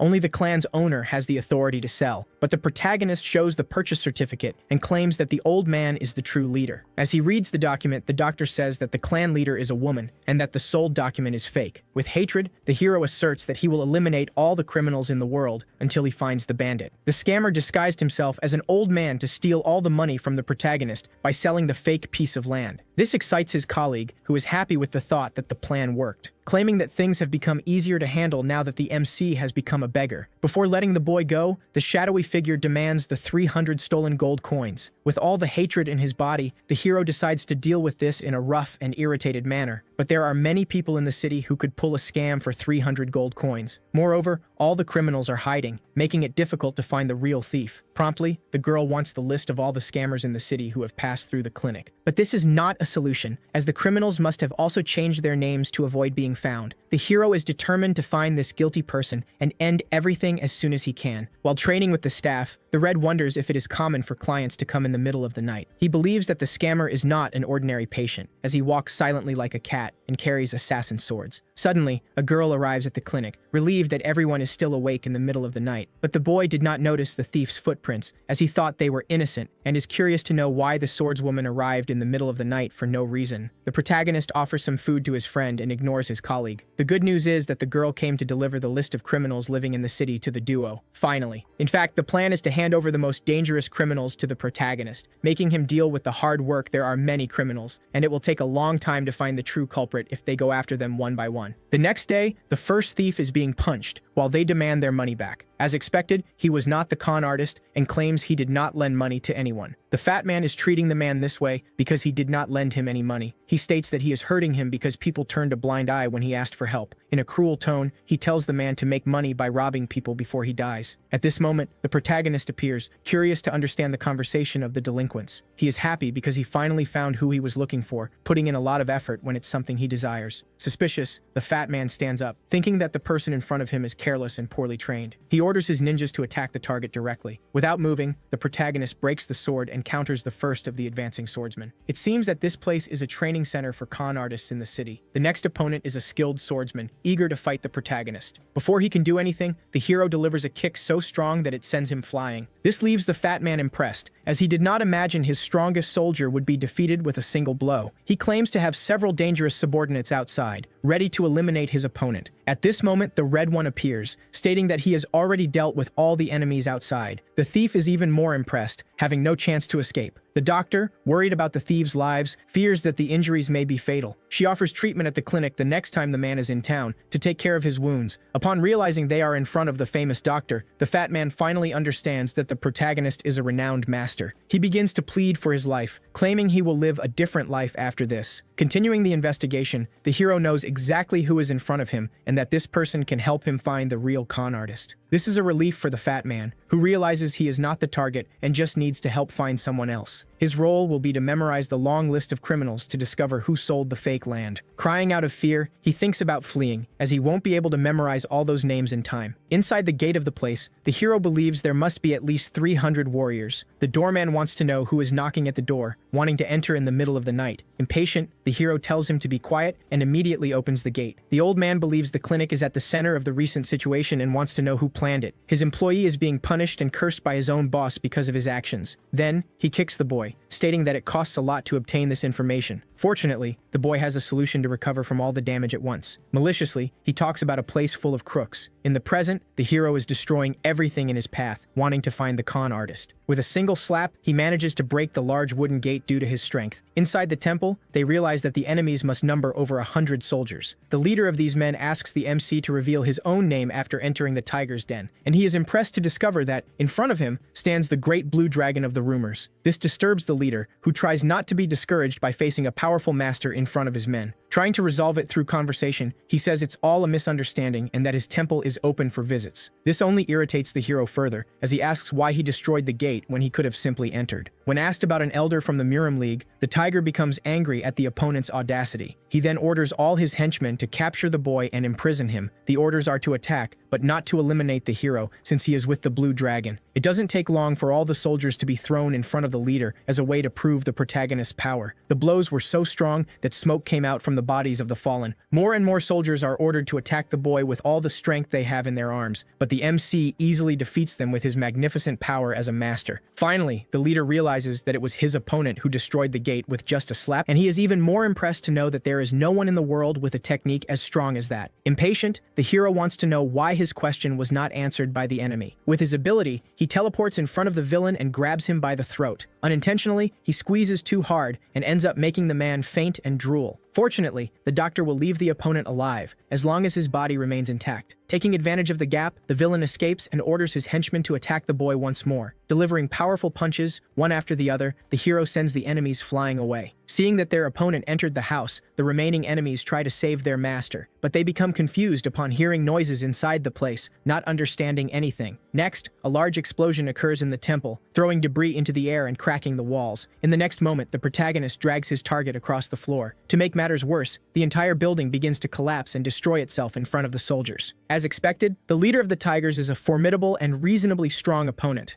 The problem is that the protagonist's hands move too quickly, leaving no time to ask about the elder. He reveals that he came to this place for other reasons and calls all the remaining soldiers. He orders them to start searching for the con artist in search of evidence about who sold the land. The soldiers are confused, as they do not believe anyone would be naive enough to rob the protagonist. Still, the soldiers need to find any clue about who sold the land. They will have only one day to find him, and if they fail, the hero will punish them. Scaring everyone, he states that next time he won't speak as kindly as he is now. The young man's good plan worked when his envoy tricked the hero in the morning. The only thing the old man needs to do is gain possession of the land around the temple. With that, they will be able to use the entire area to lure the protagonist to the elder. Since it plays an important role, the sector needs to be reliable, despite having noisy businesses in the city. He believes his plan will work and that they won't be caught because their targets have no relation to each other. On the road, the trio realizes they dealt with loan sharks and a large, violent gang, when suddenly, the MC notices something in the forest and asks to stop the carriage. Walking among the trees, the duo of bandits feels a sudden chill. Once again, the MC asks the thieves to find the con artist and makes threats if they fail to finish the job. For this reason, they find the doctor very good at treating the bandits defeated by her best friend. It is said that the taste of the liquor gets much better when the man finishes his hard work for the day. His only problem is that he won't be able to use the 300 gold coins he stole from the protagonist in the previous days. Seeing his colleague arrive in the room, he offers a drink as a good treatment. The Tigers ask what his colleague did to have money to rent such an expensive room, but he explains that today is his birthday and he decided to treat himself to expensive things. When his scheme is revealed, the man tries to dodge, saying he is not capable of doing something so miserable. He claims that nowadays, few people would fall for scams like that. Impatient, the tiger soldier threatens the man if he sees him running away. Suddenly, a fat man enters the room asking if his friend did this, and blames him, claiming he is the reason he is hurt that way. He recalls the time he was beaten by the blue dragon when he planned to escape. With much irritation, he wants to know who hit him, as the young man seemed too skilled. He states that as soon as he introduced his colleague for his special requests, some crazy person decided to rob the protagonists. Everyone is irritated with a man who realizes he will end up dying if he admits the scam was his. Lying, he says it's all a misunderstanding and that he can't pull schemes every day of the week. He claims that the people from the tiger sector also came looking for a certain thief. The fat man threatens his colleague, asking him not to leave the neighborhood until he returns. He is worried about his own life and regrets accepting the commission. His survival plan is to find the former client before being captured. The duo of bandits needs to do their best to complete the hero's task, as it is a great opportunity. Once again, the detective wants to know what is happening in the city with all this case of thefts and scams. The three gather in the room to discuss what the real objective of the culprit is in doing all this. He becomes confused, wondering wondering why they didn't buy the land around the clinic, but it is explained that they already tried to do that, but the owner of the place refused, no matter how much money was offered. Explaining the situation, they tell the reason they were visited after the punitive expedition at the house. Moreover, it is known that the doctor was expelled from her former clinic for not accepting female doctors. But that doesn't make sense, as the old man allows his own daughter to work in his hospital. There must be an obscure reason behind all this, since Yumi is very well trained by the doctor. Very curious, the man wants to know what kind of secret the doctor has been keeping all this time. Getting up, impatient, he states that it's his fault as he leaves the room. It was all a mistake and the con artist regrets what he did, afraid of being eliminated. When, suddenly, he is found by someone who approaches impatiently. Going back in time, the soldiers claim they captured the real con artist. The trio arrives in the room to find the 5 most famous land thieves in the city. Among them is the true culprit, who is cold with fear. Analyzing all the men, the hero needs to figure out which face looks most familiar to him. Our protagonist paces back and forth, impatient. He stares intently at the con artist. The tension is palpable as the trickster sweats uncontrollably. But, with hatred, the MC reveals that he doesn't recognize any of those criminals, leaving them all startled. Hyung argues with the one who brought those people, demanding to find the right con artist. The trickster smiles, relieved that his disguise worked, but soon his worry returns, as our heroes will check each one's hands. That's when the con artist is found, as the heroes recognize his hand. Yumi quickly confirms that this is the same man from the previous night, while he tries to escape once again with lies. Our protagonist soon grabs him and threatens him up close, finally asking where the stolen money is. Pressed, the bandit reveals that he ended up losing the money. The MC understands what happened and decides to go after those other 2 criminals to recover the money, ordering the trickster to help. Hyung asks for the names of the culprits, but the bandit says he doesn't know their real names. However, when the protagonist grabs him, the weakling quickly thinks of a solution. This irritates the MC upon discovering that there is still one more con artist involved in the story, and it's him we see trembling at the base when he encounters the complete group of heroes. Our fighter comes in with accusations, impatient. Do-hyun complains that Youngwoo didn't beat up this con artist the other day, and his friend admits the mistake while drawing his weapon, promising to beat everyone in that place to redeem himself. Hearing the screams of pain, the doctor and the protagonist comment on how his friend has evolved after nearly dying. At the time, his illness was cured after a good medicine made by the MC, and they were rivals. But Hyung was still much stronger than his friend. After finishing his violent work, Jungwoo approaches. The young man discovered that someone named Oh Jung-taek is behind all this confusion. The protagonist quickly stands up, wanting to head towards the Murim League, but Yumi is worried. The doctor asks if the plan is really to fight everyone in the organization. Our MC has no doubts, but his friend reminds him that their clients come from there. Now that Young has been reminded of this, he can't reduce the amount of meat he eats. Yumi also remembers how big the league is and advocates talking to the suspect before anything. Jung-taek receives the news that he is being sought by the group of heroes and becomes frightened. The con artist also learns that our protagonist is part of the group, being responsible for the leader's coma. The trickster becomes extremely irritated upon hearing our MC's name, and now wonders how his whole scheme isn't working as expected, worried that Hyung may have anticipated all his moves. Desperate, Jung-taek asks where Do-hyun is, and discovers that everyone has also found out about the land con artist. The bandit panics now that our protagonist knows everything. He runs away without listening to the advice of the man who told him all this bad news. As he runs, the idea arises to eliminate the MC before he is found, even if he has to use someone else's strength. Our group of heroes continues discussing their next step. Hyung still thinks it's easier to catch the culprit in the Murim League, while Yumi remains against it, especially since the League won't stand still while one of theirs is attacked. Even explaining that her plan is to calmly talk to Jung-taek, the doctor slams the table and demands they find another way. Youngwoo agrees with his medical friend, but soon his argument takes a sinister turn, wanting to attack the con artist when he is away from the Murim League, upsetting Yumi, who ends up scolding her friend. While her partner still feels the pain in his back, our protagonist ends up agreeing with his plan, even though his friend protests. After so many complaints, the MC gives in and agrees to talk to the con artist first. Now the two are agreeing to be peaceful and want to quickly order a large amount of meat to become even kinder and at peace. At night, Hee-yeon can smell the quality meat on Yumi's clothes and complains that everyone ate without her. The doctor explains that they found the scammers and decided to celebrate a little. But upon seeing some people approaching, she asks the nurse to take care of them, discovering that they are not patients. Finally, one of the figures introduces himself. It's Jin Hwa-young from the Daejung Guild, and she knows Jungwoo. The Blue Spear Warrior also seems to know her and asks why her group is there. In another part of the city, Jung-taek creates another scheme to defeat our MC. He goes to the place where the Elder's secret weapon is hidden, criminals with the highest skills, prisoners of the most dangerous kind. Each one considered a terrifying martial arts master who wouldn't lose against a celestial master and would certainly defeat Baek Do-hyun. Jung-taek now combines his scheme, negotiating the reward for the assassins. The scammer offers a reduced sentence, but they want total amnesty. The thug negotiates the freedom of 2 people instead of all the prisoners, but that cowardly man doesn't know if he has enough power to do that. Even so,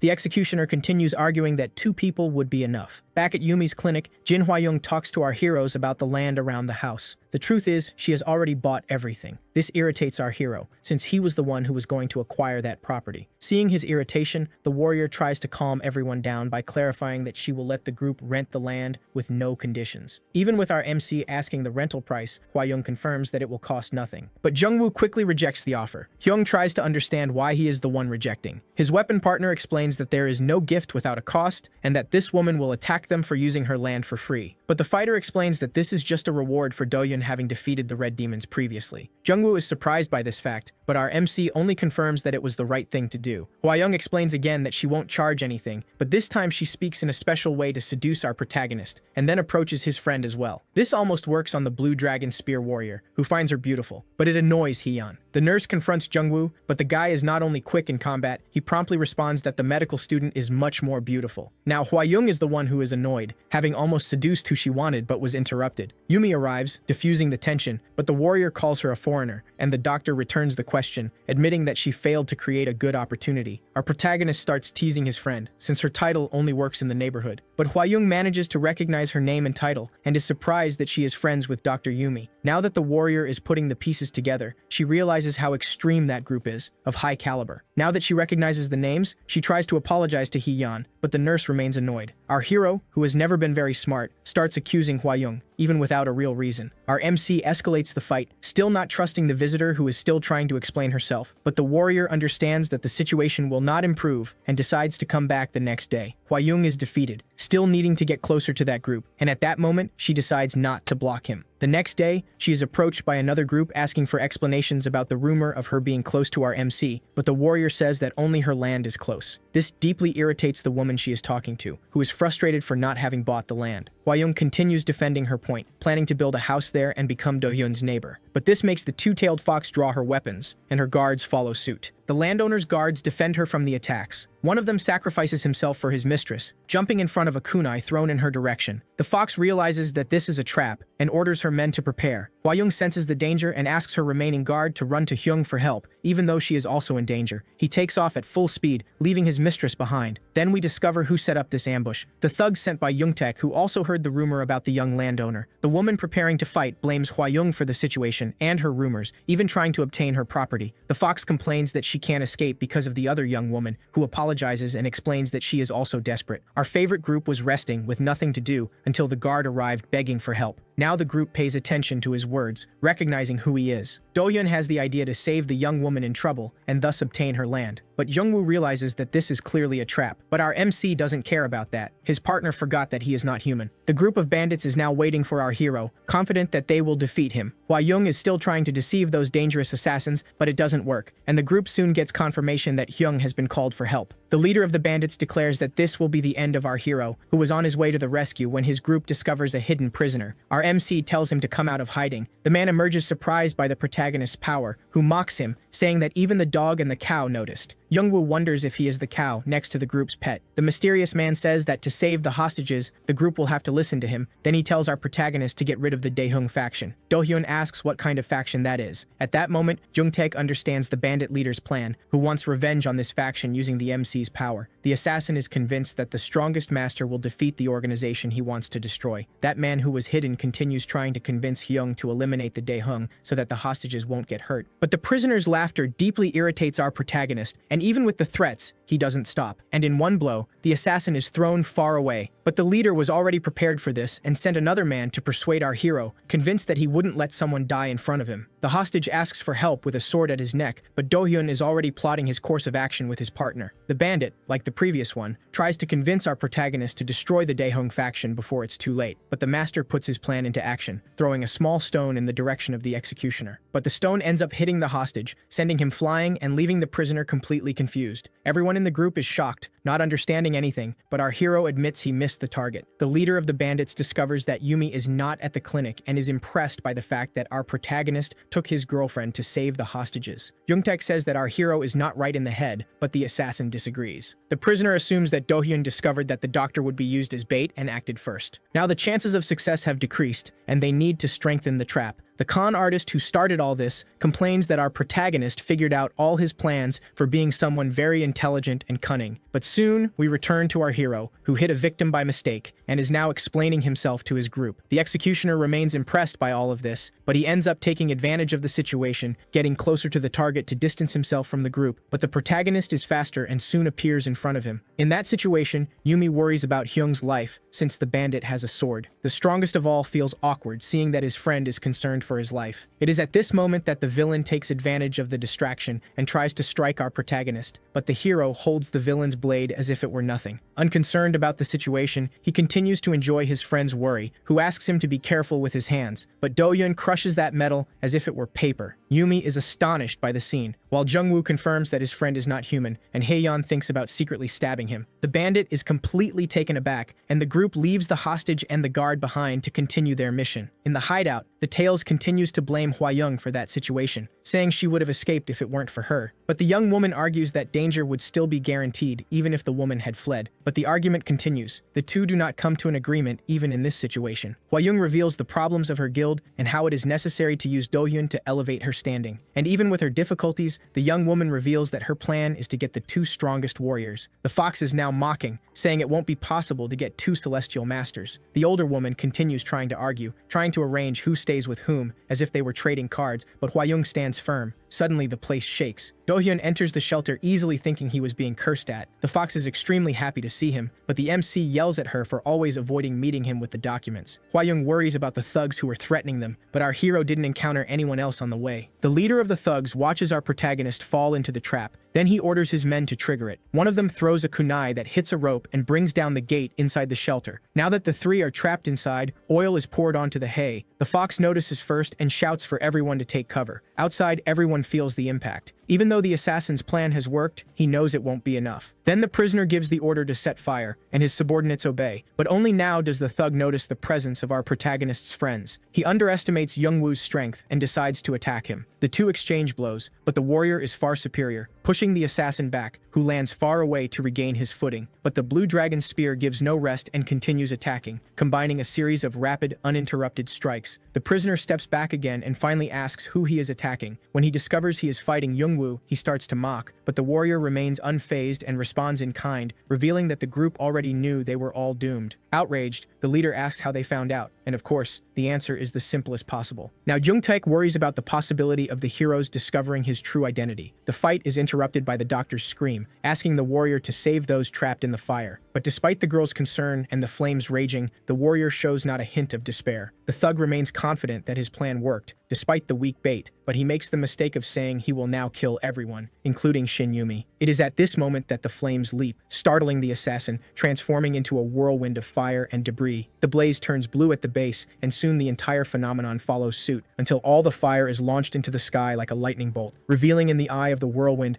our protagonist and the two hostages safe and sound. But now Do-hyun is beyond irritated. He calmly asks the prisoner what he said, with the greatest aura of threat. It is soon revealed that the group of prisoners answers to the elder of the Mirim League, and in prison, they could do anything as long as they completed secret missions. But still, life in prison is not good at all, so they accepted the opportunity for special amnesty. In the mission, the leader realizes that no trap, nor the 8 thugs together, would be enough to defeat Do-hyun. The offender admits that the protagonist is a monster, and that if that group reports the prisoners, his life of privileges will end. The assassin orders his group to attack our MC, promising mercy to whoever gets him first. Haeyeon tries to help by throwing some needles, but she fails to hit anyone. Meanwhile, Do-hyun advances effortlessly, taking down anyone in his way. One of the thugs falls at the nurse's feet, and she takes the opportunity to hit him with several needles. Another assassin throws knives at our protagonist, but he runs and defends against all the weapons with ease, impressing even the criminal who was attacking him, who receives a punch to the face. As he is thrown away, another thug tries to attack Do-hyun from behind, but the MC turns and strikes first. The fox watches that scene, impressed by the strength of our protagonist, who defeats the strongest prisoners. But she realizes that her rival Hwa-young notices the same thing. Despite her efforts to hide the news about Hyung, she finally admits she is dealing with strong competition. Now fear grips the leader of the criminals. Seeing the strength and speed of our MC, As his colleagues are thrown around, he claims to have found a way to end our protagonist. The thug thinks he has become stronger in prison, that the world would be his when he got out, but now he is facing this monster right away. But he is happy, thinking that this could also be a test for Pyeon Sungman. Do-hyun shouts to his rival from afar, telling him to stay still while he takes down another thug. The leader tries to take advantage of the distraction and charges in for the attack, advancing confidently that victory will be his. The assassin prepares his sword, our protagonist prepares his defense, but in a flash, the attack bypasses the MC's preparation. Youngwoo is surprised, as the thug's attack seems to have hit squarely, a blow trained for years. The criminal doesn't waste time celebrating, thinking he has finally become one of the best masters, claiming that his blade split our hero's heart in two, as that is his technique, the oscillating sword. The girls are worried, unable to believe it. Yumi shouts for Do-hyun, while Jungwoo remains incredulous. The warrior holds the doctor who is trying to advance without considering the danger, but Haeyeon moves to save our protagonist. But the assassin insists he has split his heart in two. There is no salvation, until he starts to hear our MC's laughter, who politely asks if that thug has finished his speech. The prisoner doesn't understand how this is possible, certain he made the right cut. Now he sees that his blade failed to pierce our hero's body. Do-hyun now has a frightening aura, revealing that he doesn't just have hardened hands, making the assassin ask if that is a diamond body. But our protagonist assures him that he is much better than a weak technique like that. He has control over his own hardening. The thug still finds this impossible and continues to attack him with numerous sword strikes. Our MC is bored. He wants to see the special technique that was somewhat interesting. With his defense, he almost manages to break the hand and sword of that thug, who luckily has a good blade. The assassin still tries to comprehend how his enemy is so strong, unwilling to accept that he goes beyond a celestial master. He convinces himself that there is no way a world generation master could have fallen from the sky and prepares his special technique again, except that the protagonist is now ready. The thug tries to be clever to escape and aims for Do-hyun's knee, but his blade is caught. Our hero discovers that the technique is nothing special, just a sword that can bend, and with a kick to the stomach, the assassin is sent flying. He is defeated, drooling, and barely able to breathe. Now the thug realizes he is alone. 5 have been defeated, Youngtaek and 2 others have fled. The criminal admits he cannot win alone and decides to run away. Youngwoo asks if our hero isn't going to chase him. Do-hyun asks if his friend can defeat that bastard. The warrior confirms he is a celestial master. The blue dragon spear claims to have the confidence that it will not lose to anyone, but the protagonist knows that this is not a good sign and could be another trap. Now, our hero is once again determined to go to the Murim League to seek satisfaction. The elder receives news of the troubles, that those 10 prisoners are now fugitives. Pyeon Sungman gets angry for being betrayed, despite treating his thugs so well, until he needs to understand that this is not the problem. Now, there are rumors that that group of criminals were his subordinates, spread by Seong-ho. Of course, the rumors are true, but that doesn't stop the elder from getting angry at those investigating him. In fury, he orders Youngtaek to be summoned immediately. Our protagonist is determined to go after Pyeon Sungman in the Murim League, but his friend tries to change his mind, so they don't fight the entire league. Again, Yumi reminds everyone that their clients are there, and innocent warriors. Her plan is more sophisticated, to have a justification to confront the elder. It was her idea to start spreading a rumor telling the truth, that the group of criminals answered to Pyeon Sungman to isolate him. Now, speaking with the 2 women who were hostages, she ensures that they also spread the rumor, targeting primarily the elder's wife, who does not have a good relationship with him. Elsewhere, a group investigates the injured thugs, analyzing 2 who were not attacked by our protagonist. They know this is the work of Heon. The thug has 7 needles in his body and would probably be better off dead. The inspector wants that prisoner to give his testimony upon waking, if he isn't driven mad by the pain. Another thug was clearly defeated by Youngwoo, and Sengho celebrates the number of prisoners he will capture, even though the leader has fled. Surprisingly, he thinks it's good that the assassin has escaped, so the League will actively search for him. His partner will tell everyone the reason behind the elder's decisions. The next day, the fox is back at her base. She is greeted by her husband, who is also a Murim elder, but she is already furious with him, as he always shows up when everything is already resolved. The fight continues. She is very frustrated because of him, since he was the last to find her after the kidnapping. The discussion is interrupted by their niece, who reminds the woman to maintain her social status, which makes the husband very happy. But then the young woman finishes explaining her reasons, and in fact, it would be better to kill that man while inside the house. Now that they are protected, her husband listens to the whole story and becomes furious with Pyeon Sungman, even surprising his wife. She is impressed. It's the first time she has seen this reaction from her husband. Back in the Murim League, the confusion is brewing. The fox's spouse is already there looking for a fight with the elder. Pyeon Sungman asks what is happening and is threatened by his colleague. The trickster is now waiting for something to arrive, a group of fighters who will defend him. Now the villain has the numerical advantage and returns the threat, denying having done anything wrong. But Taejun knows that the captured thugs revealed everything. Pyeon Sungman blames Youngtaek for kidnapping the wife of a man like him. The elder begins to plan an escape from all this through violence, but is interrupted by a messenger. He brings the news that outside the palace are 1,000 warriors who came after hearing the rumors. Now, with no advantage at all, Pyeon Sungman panics and puts all the blame on Youngtaek to try to escape once again. But his lie doesn't work on Taejun, who already draws his sword, even though the elder is speaking some truth. Fortunately, the angry husband is calmed by one of his allies, who reminds him that if there is a war, the Red Liquid Horse and the Iron Horse will benefit. Another ally argues that a world dominated by assassins would be hell,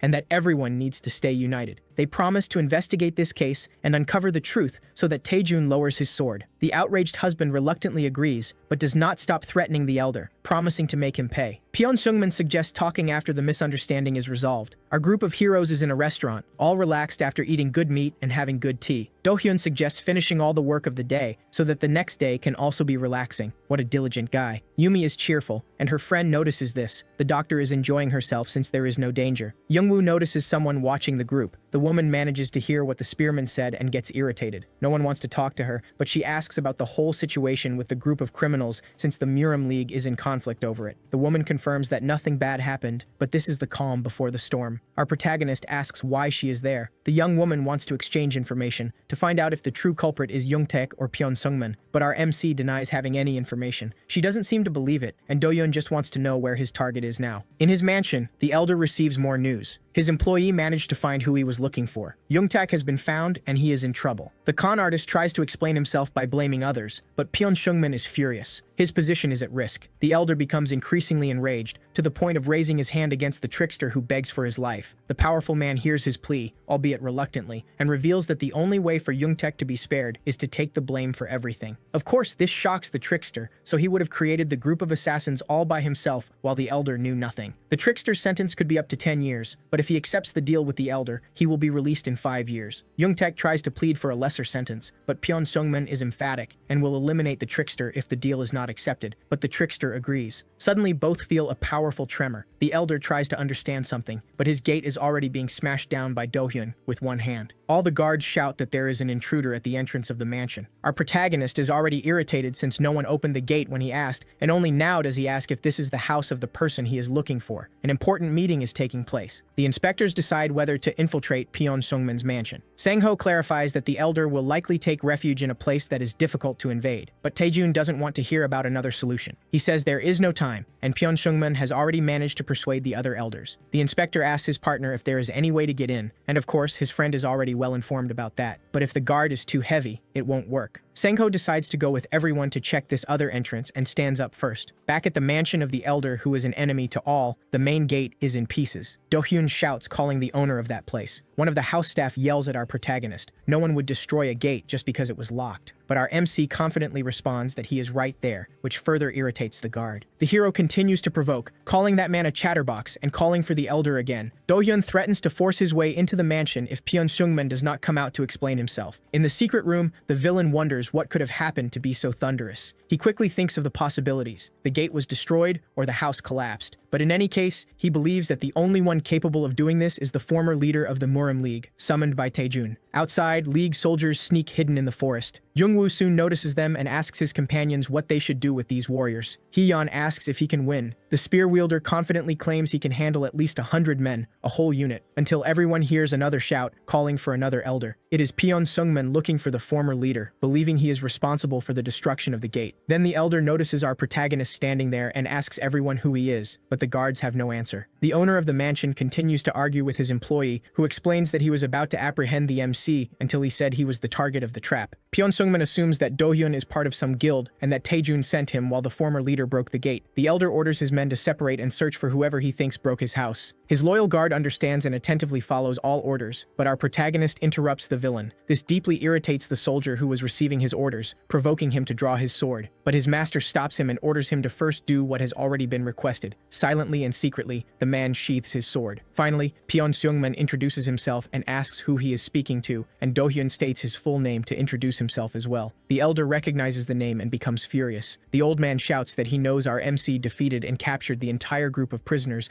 and that he was lying about almost dying. But our protagonist is smarter and catches Pyeon Sungman in the act, who tries to escape from what happened. But Do-hyun will not let it slide, provoking him again by mentioning Yoongtaek's name. Finally, our favorite martial arts master asks what he wants, if the elder really ordered the assassins to capture him and take hostages. Again, the coward tries to place all the blame on the fraud who started all this, even though the prisoners said he is the culprit. Our MC explains that he only came to talk about this, but had to break the gate that no one opened, and continues to provoke the elder. That's when Pyeon Sungman truly becomes enraged by the insults and orders his guards to attack the protagonist. His right-hand man relays the order to everyone, and so they all charge to attack at the same time. In response, with a stomp on the ground, Do-hyun launches debris that hits all the guards, defeating them all in one blow. The elder is shocked, calling it a bath of the red liquid. Now, Pyeon Sungman concludes that our protagonist is the one meticulously destroying his plans one by one, but with such a scatterbrained MC, he doesn't even recognize his own actions, as they haven't been meticulous. The elder does not believe it and thinks that Do-hyun is actually pretending to be a fool to deceive him. Finally, the old man believes that our protagonist was the one who destroyed the gate. Now, Pyeon Sungman realizes that this is the man who ruined the entire scheme with the horse of the red liquid, the whole plan to get rid of Taejun, who interferes with everything. Higher-level soldiers are called to battle. The two charge forward with speed, promising to avenge their master, but both are easily defeated. Do-hyun grabs the faces of both and slams them against the stone floor, crushing the guards. Now our protagonist advances with a surge, but the elder calls another trio of more powerful masked soldiers to face him. The three advance with agility and claws in hand. The first takes a punch so strong that it breaks his mask and sends him flying, while the others prepare their attacks. But our protagonist quickly breaks a leg and an arm of each, incapacitating the soldiers. The guards writhe in agony as Do-hyun explains that he was going to resolve this in a conversation, but the elder attacked him first. Pyeon Sungman claims that this is a lie and orders all his warriors to fight the MC, attacking at the same time. But one of the more powerful ones already shows his insecurity with this plan. The elder tries to analyze our protagonist's fighting style, realizing that he relies more on his strength and speed rather than martial arts. Now the elderly master prepares to fight himself, believing he can defeat our MC with martial arts that go beyond simple movements. His men are now excited to finally see their boss's technique in action, speculating about his powers. Pyeon Sungman calls Do-hyun to the fight, and the young man goes without hesitation. The protagonist throws his punch, while the elder was already expecting that simple attack, but something goes wrong. Our MC lands his blow first, right in the old man's stomach, sending him flying without understanding what happened. The battle begins, but even with his tiger technique, Pyeon Sungman is still surprised by the protagonist's punch breaking through his attack. The elder is shocked to see Do-hyun use the tiger defense, and soon after is hit squarely. Our MC is only annoyed for almost tearing his friend Yumi's gift. Pyeon Sungman falls on his backside but quickly gets up, irritated, talking about his tiger technique. The protagonist keeps provoking, saying that it was more like a cat for being so weak, and that the enemy was lucky not to have torn his clothes. The elder does not give up and prepares a second attack with another technique, sure that Do-hyun will not be able to use his tiger defense. The soldiers recognize this as the vulture technique, famous for having defeated powerful assassins with a single blow.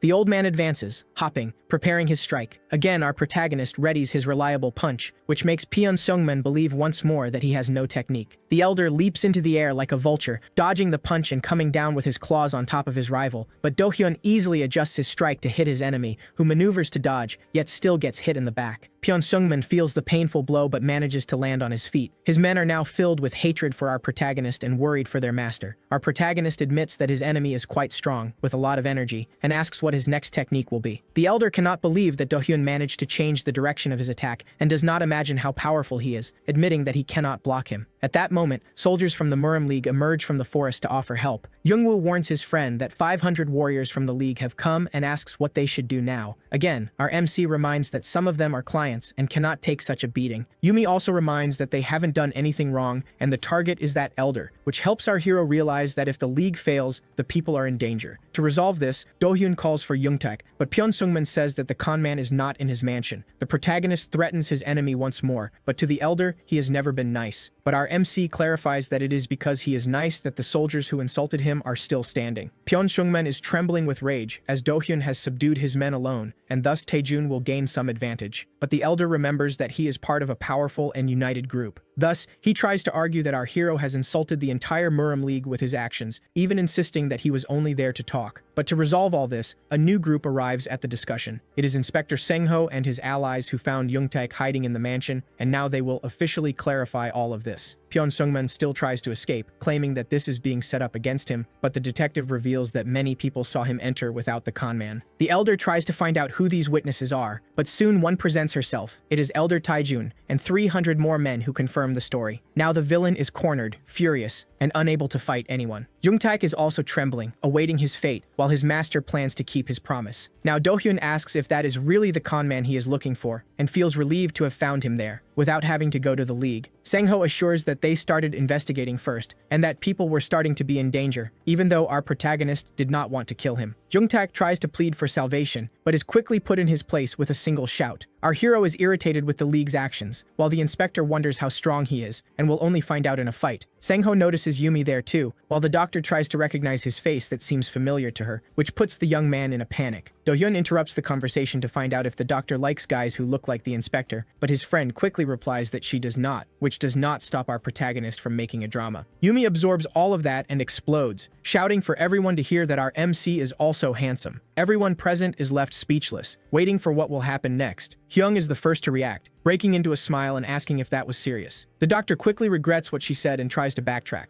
Our protagonist seizes his moment, while his other friends completely disagree with Yumi. The doctor is blushing and hiding her face. The embarrassment was immense. The inspector returns to the topic, saying he will take the con artist, and Dohyun pretends to give his permission for that. Before everyone leaves, our protagonist asks to speak with Jungtaek after the investigation is over. Fortunately, Sangho allows this to happen in the future. Sometime later, Pyeon Sungman still feels all the shame he went through, the humiliation. With hatred in his eyes, he vows that he will not stand idly by about this. The elder wonders if his lackey will betray him, and reassures himself, thinking that this won't happen. The worry is eating him up inside. His peace will not last long. His conclusion is that the situation needs to be reversed to get rid of our protagonist, and for that, he only has one choice: leave everything to the horse of the red liquid. The elders' meeting starts off heated. Pyeon Sungman rages that all of this is false accusations, but Taejun assures that the inspectors are already investigating the case and will uncover the truth. The veteran grits his teeth in anger at his colleague and looks around, but everyone ignores him. He realizes that his position is in danger and needs to hurry, even if the Murim League is brought to ruin. At Dohyun's home, finally, his amount is returned. Hwayoung tries again to make life easier for our protagonist, but he prefers to keep paying her. The young woman laments that she should have an advantage talking to him, but now she owes her very existence. She can't ask for anything. Our hero continues celebrating all that funding, able to build another home with a fence and a flower garden that Yumi wants so much. Dohyun is super happy, believing that what he has will be enough, and that's when Hwayoung decides to act. The young woman shares that that amount will not be sufficient considering the cost of the work for that, but the doctor says that Youngwoo is the one who will help.